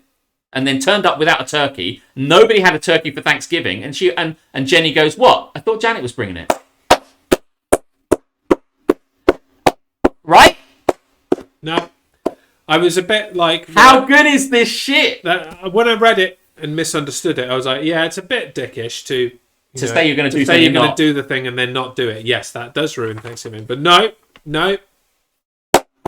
Yeah, so as a result, because she brought the usual wine and dessert. She was shocked. Everyone was shocked. I said, "What? I thought Janet was bringing the turkey." There was yelling, crying. Then we got kicked out. My boyfriend is so angry, hasn't talked to me since. I think it's over, to be honest, but I still don't think I did anything wrong. Yeah, you dodged a bullet there. It's so good. We stand a petty queen. Yes, we do. Drawbees, welcome in. It is kind of harsh on everyone else, but it's so good. I still love it. When I read this, I think that if you go to this one and it is "Am I the arsehole for ruining Thanksgiving?" They all say like she's an arsehole, but a justified arsehole. They said we need a new thing. Like what she did was petty, but we fucking love what you did. But like at the same, I just think it's amazing. So good. If I'd had 3 years of my other half's mother calling me the ex's name and then a wrong name just because it's fucking rude and unkind. But you love when people get your name wrong deliberately and obtusely. Right, Alex? Right, Alan? Alan, oh my god. You know, yeah. I mean, oh my god. X drink, I'll do it. Chat shit, get banged. Who cries over a turkey, right? Dump his ass, good, but isn't this pretty? That was a total asshole move. I get it. Wrong name is shit, but she should have just addressed it like a normal person. I mean, she did address it like a normal person, and then she said the mother like just kept doing it anyway. It's like, that's not my name. And she still carried on. I think after 3 years, after 3 weeks of that, I'd have had enough of that shit. I'd be like, turning to my other half and go, she's saying to her boyfriend, and I don't want this. And he's like, oh, that's fine. Like, the fact that this is still going on after 3 years is fucking bonkers. Yeah. I'm just gonna call, like, that gets old so fast. You need a flashpoint to say, that's not my fucking name. Call me by my real name, or go fuck yourself. Yeah, that's not my name. This is perfect. You know? I would have loved to go up really quietly and say, hey, that's my name, bitch. And that's not my name, bitch. So if you want to just fuck off and be really kind of in her face about it. And then step back and say, anyway, so good to... And said, did you hear what he just said? And I'm like, I don't know what you're talking about. I'll never believe it, so go fuck yourself. But yeah, I think that's amazing. I guess it's not going on anymore. I haven't read much further, but if my parents can learn my name, they can learn Jenny's name. And if... listen, if Susanna... Duncan the Singer's mother-in-law can learn your name, Aletha. Anything is possible because she's fucking atrocious at names. Yeah, she doesn't know my name. The boyfriend's mum was being a bee, knowingly and intentionally. It wouldn't have taken me 3 years. Of course it wouldn't, Grams. There's no way. I knowing as much of you and much about you as I do, there's no way you'd have taken 3 days. Grams would have been like, enough of that shit. Pack it in. I know it. But without saying shit. Oh yeah, without saying shit, maybe. I don't know. Does she not do a lot of swearing? I know that really. She'd beat out the bee, but like, yeah, I don't know. Maybe she would. Accepting of swearing doesn't tend to swear very much. Right. In my experience. Well, that was the one I had. And the reason I want to read that is because I felt like it was not well written, can be confusing at the end. What did I miss? Well, I'm glad that you read that one because that wasn't the original plan. Yes. So, my ex's mother hated his ex and loved me, but would still call me the ex's name sometimes because her memory wasn't great. Yeah. I mean, unintentional misnaming is fine. Yes. She was being an obtuse dickhead. Do you know, I once went to a wedding reception with my ex,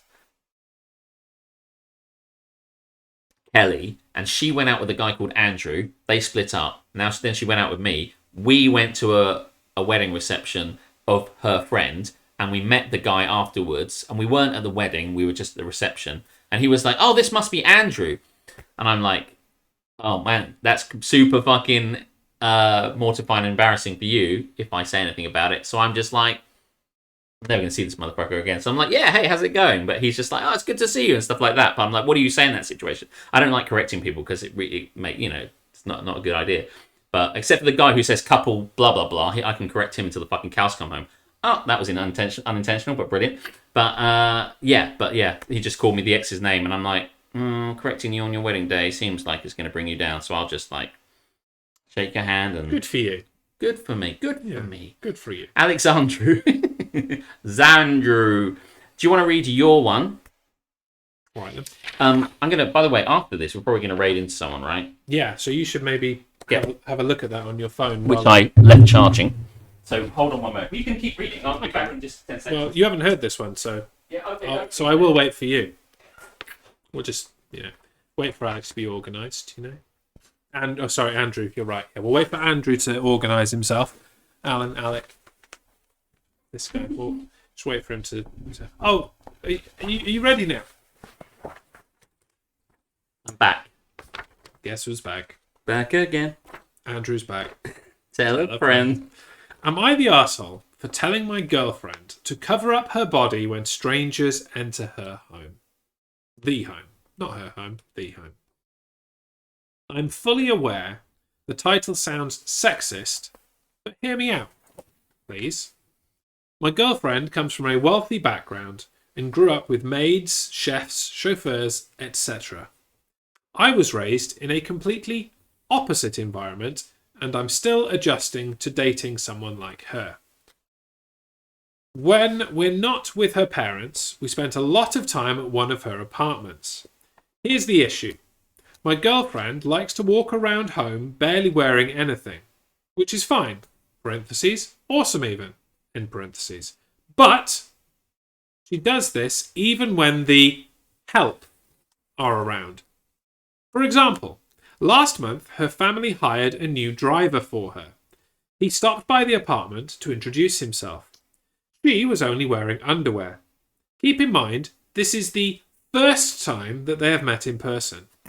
I felt awkward, he was visibly awkward, and she didn't give a shit at all. No. She was casually chatting to him while scrolling away on her phone. The help. I know. She does this all the time.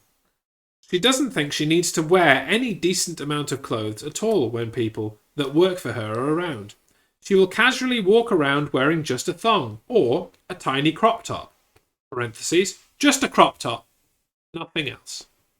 End parentheses. She even does this with complete strangers. Jesus. One time she opened the door for the delivery guy wearing only a see-through gown. You could see everything. Afterwards, I talked to her about it and she was utterly confused as to why I felt uncomfortable. Fucking hell. Then she laughed and told me to, quote, stop being a jealous baby. She even said that I'm unreasonable. We had another discussion about this yesterday, and I told her that she probably wouldn't feel comfortable if I did the same. She said she doesn't understand why I care what her staff think, and that it never even crossed her mind that this is inappropriate. She told me that she only does this in the comfort of her own home, and not in front of, quote, actual people. Fucking hell. I.e., people that don't work for her. She got kind of mad at me and vented to her friends. She was probably naked at the time. No, because they're her friends. So. Oh, right, yeah, of course, yeah. According to all of them, I'm weird for having a problem with this and an arsehole for telling my girlfriend to cover up. Somehow, I'm the villain of this story. Am I really the arsehole? You are not the arsehole. These people are out of touch. Out of touch with the common man, eh, Harmstone? Throw the whole girlfriend away. Take some pictures first. But yeah, then, discard her. Or get one of the help to take the take the pictures. Her friends were probably all naked too, this is true, yeah. Yeah. Whoa, whoa, whoa! Apparently Zero Nove 1312 Zero Nove. It's all about the nudity. Yo, how are you? I tell you, Zero Nove, I am very good. My name's Alex. You're Zero. You're coming in just at the end of the rantiest and best stream in the entire of Twitch. This is Jez.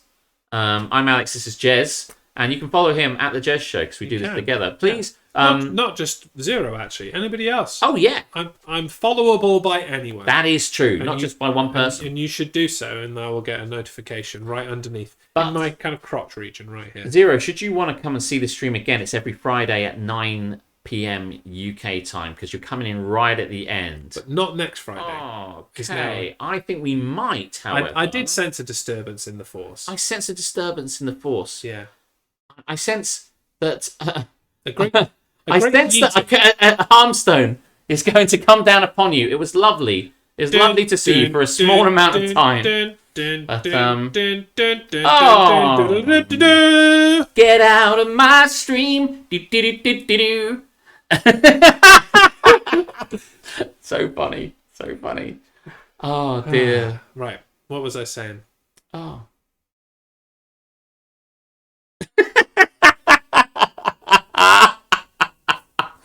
Have you ever been in a situation where somebody has been a bit too familiar in this way, as in doesn't fully dress when people come round, or it's happened very rarely. Very rarely. I don't know anyone that does this really. Do you know someone? That person was me. when I was in my teens, yes, I would just hang out in my underwear and have people around and not really give a fuck, to be honest. When Keris came to my house for the first time, I did not know Karis was coming. In my slight defence, but Jamie? Yeah, as she was brought to my house by a mutual friend, I was sat in a tiny child's chair, like Hannah's got one of those really tiny armchairs. I was sat in one of those tiny children's armchairs, watching Japanese wrestling in my underwear. And yet, somehow, we're married now. Was it New Japan? It was New Japan Pro Wrestling, yeah. It was Wrestle Kingdom. Bob Sapp versus Hulk Hogan. Classic. I'm late, but I'm here. Reese, you just got here. So, yeah, but... No, I mean, if I had my way, I like jeans when I'm wearing them out, but if I'm here, when you are gone, I will take these jeans off almost immediately. Well, thanks for waiting until I leave. It's very... I have to say, I would be fine walking around jeanless in front of you and would not think a second. It would be weird because I'd be thinking, what the fuck must he think of this? But you would not feel any insecurity about it. I mean, maybe it doesn't. Maybe this is not the same thing. Take it up. Take it up. Actually, it wouldn't matter. I mean, you see these people on the hot tub streams doing what the fuck they want. And it's kind of very fitting that Reese should come in at this time, someone who I believe, along with Captain Brilliant, was going to be taking his clothes off in a hot tub at some point. Yeah, but Captain Brilliant bottled it out of the two of them, which is not the way around. It is strange. When I went on holiday with Captain Brilliant and another friend, and we had a little apartment-y thing together when we were in Essen for the board game convention, we had gone to Phantasialand, as has been mentioned many times, and we got soaked on the river quest, where we got completely drenched from head to toe, and everything about me was wet, and these were my only jeans I had at the time, and so I had to put them on a radiator and put my shoes on the radiator, and I'm like, well, I'm walking around in my pants, and I was just like, well, it doesn't matter, does it? I mean, honestly, in a situation like that, it's petty. Cheers. Do you know what actually finally made me put some fucking clothes on? What made you put some clothes on? When I moved out of living with my parents. Yes. And then Karis and I had another housemate. Oh, really? My hanging around in underwear encouraged them to hang around in underwear. But their underwear was far looser than my underwear. Was this, sorry, the other person, was this male or female? Male. Right. So you're hanging around in underwear, encouraged this other guy to hang around in underwear. Yes. His underwear was very loose. So I was a bad influence, yes. And he would... I'll just say it. He would drop a ball. Oh, the good line. And I'm like, maybe we should do a thing where we wear clothes in the living room. Is Kara suggesting she trains you into not doing this? Is this what she might like to think so? But that was actually the catalyst. Right. Like, we should wear clothes. Yes. Yes, we should wear clothes. We should wear clothes a little bit more. And then never looked back. To brother balls out. So, but also cock or ball to further this story a little bit further. Yes, and add some more context in case there are people wondering whether this is real or not. I think this is totally real. These people exist. Also in Cardiff, one of Smee's housemates, who was female, was from Eastern Europe, unlike the mucking person, would hang around in like a bra and thong. So like, I would go over, anyone would go over, and she would just be hanging out in her underwear. Like, and it was a sight to behold, I will say. But I'm like, okay, yeah, cool. You're hanging, cool. I mean, I can't really judge you. I've been there, man. I know how you're feeling. But I've been in many house shares with many people, notably the wonderful. I miss Cardiff. Yeah, I think Reese would have visited this person as well. I would imagine so. Yeah. I imagine he wouldn't have missed out on that. I lived with Duncan the singer, and I remember a lot of us hanging around, not wearing very much. No, I think we were very clothed. I think And even when I was living with 3 other guys and all that malarkey, we still none of this. I missed out on this sort of stuff. I only took my clothes off if it was fully intentional. I think to take my clothes off, I would keep my clothes very much on in these situations. Duncan from Blue, yes, it was that I lived with Duncan from Blue, for 7 years, in fact. Alex actually wrote All Rise, and it was stolen from him. I did write All Rise, and he was like, listen, I'll pay you back. He never did. That guy still owes me that fucking money. My ex-housemates used to play Boxer Short Wii on Sunday mornings. Really, Joe? What were they doing? Were they doing the Wii? Were they doing the Wii? Wii bowling. Wii bowling. Wii bowling. Bit of a lunge there. The girl stayed out of the living room. Whatever. I sense an orgy when I hear one. And they were playing bowling, and they were in the underwear, and then we came in, and there was a bit of a pillow fight. Was that what it was? Sorry, just hoping you're filling the gaps there. No, they will fill in the gaps. The box. Right. And I'm free balling. Were there penalties for ball slips? There were for a 7-10 split. I don't know what that would be like. Double fault. Bingo! I was just saying things. So with all that context provided, yes. What is your opinion on this girl or anybody who just hangs we're around back to the thing. in their underwear? Like, listen, speak freely. I won't take offense.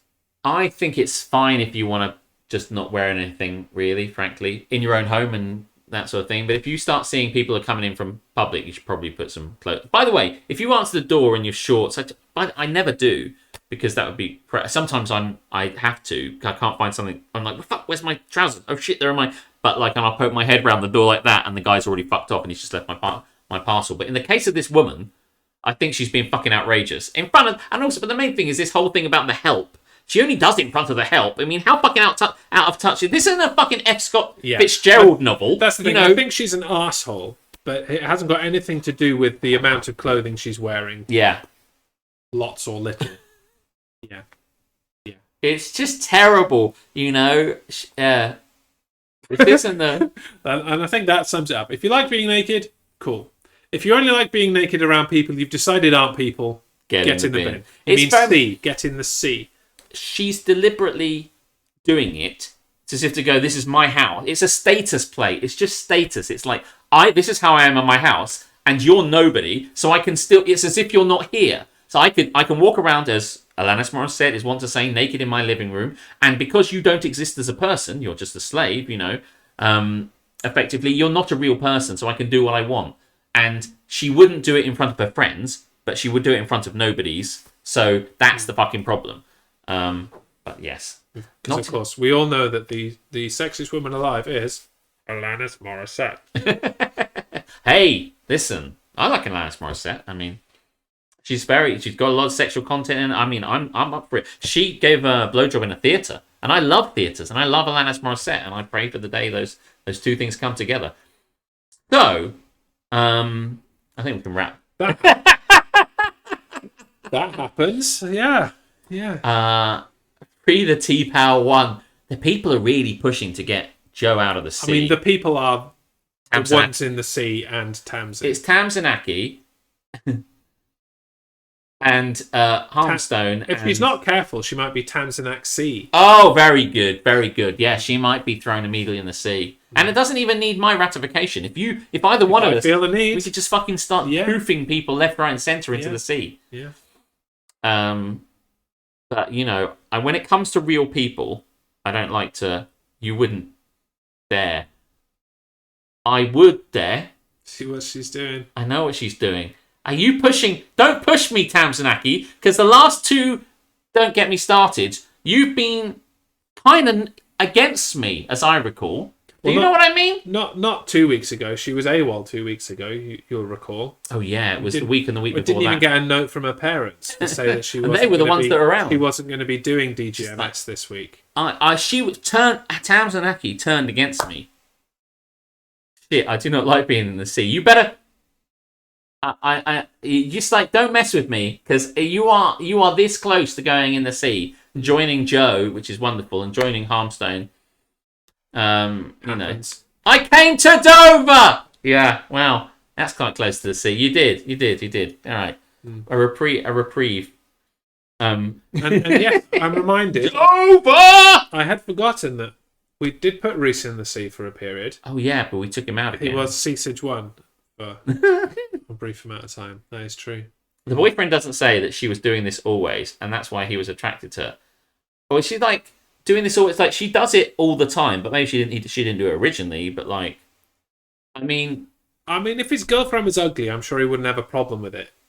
It's just because she's fit. She says he's jealous. I don't think he's jealous of showing off her body. Maybe he is jealous. The postie comes around, the Amazon guy comes around. I'm sure that the jealousy does come. He's in there somewhere. And I know that there's like a whole like women empowerment, do with what you want with your bodies, but also Put some fucking clothes on. put some clothes on. It's just that Your thing. gender is irrelevant here. Yeah. You're flashing whatever you've got Don't get your bits out. to people that you don't know. Yeah. It's just a power play and a status thing, and she doesn't believe they're real people. I think you've nailed it there. I think it is about I don't need to. I'm super rich. Yeah. You're nobody. Go fuck Yeah. yourself. I'm just waiting for Do what I want. for my servant to come and dress me. Yeah. Who gives a fuck? Yeah. Even just wear a dressing gown or something. Exactly. Mm. Exactly. So that feels like we're bringing. It does. To Yes. a close. Yeah.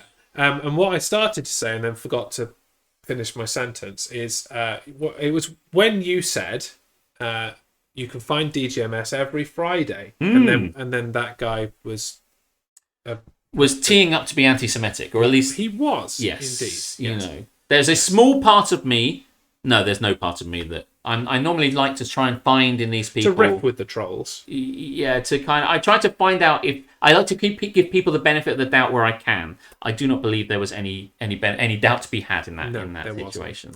But the sentence that I will now finish on third attempt is that next Friday there is no Don't Get Me Started. No, but because I'm on holiday. Yes, but so is Aletha. Not that that really matters because she wouldn't have produced the stream in my absence anyway. But like we are both away. Although one day I might kick you out and get her have in. Aletha in, and like you can go and do something else. I don't know, whatever your problem to work out. But yes, we are away. But as a bumper thing, 'tis the season. Yes. On the following Wednesday, yes, there will be a super Don't Get Me Started. Yes. Christmassy and shit.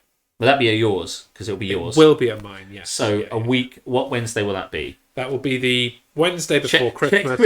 We're doing that thing I did yesterday, where it's like just mark the dates in your calendars, won't you? The 22nd. Yes. The 22nd of December.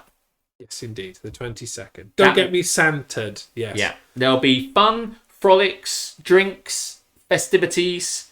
Maybe, with all this talk of an amnesty, maybe a Christmas. Ooh. A Christmas. There could be a Christmas petition. Oh, maybe. Yeah. You know, like the New Year's honours list? No, what's the thing where they pardon criminals? I don't know. What the fuck? A turkey gets... I'm mixing all my seasonal metaphors, but maybe some people will come out of the sea. Sea rescue. I'm not rescuing them. They can get their own... Yeah, we're not going into the sea. They can make their own fucking way out of the sea, but... Hot tub, says McKenz. Yeah. Chance would be a fine thing. We can't get one of them in the front room. We can drink cocktails, Alex, says Karis. Why has she said that to you? Like... We just noted that we're going to like our house, and she's like, "We can drink cocktails, Alex." Well, fuck you too, our Karis. house. I'm kind of synonymous with that sort of thing. But yes, I'll make some New York sours. Yes, I will actually get the ingredients this time rather than expecting you to pull it out of your ass. It won't be a cocktail. It won't be a Don't Get Me cocktail because that'll happen in 9 episodes time. 8 as by next of time. counting, yes. But do I still need 100 signatures? Shoot for 100. And we'll see what happens. We will take. Bring all your evidence. Yeah, it'll be like a courtroom drama. It'll be amazing because we know how much.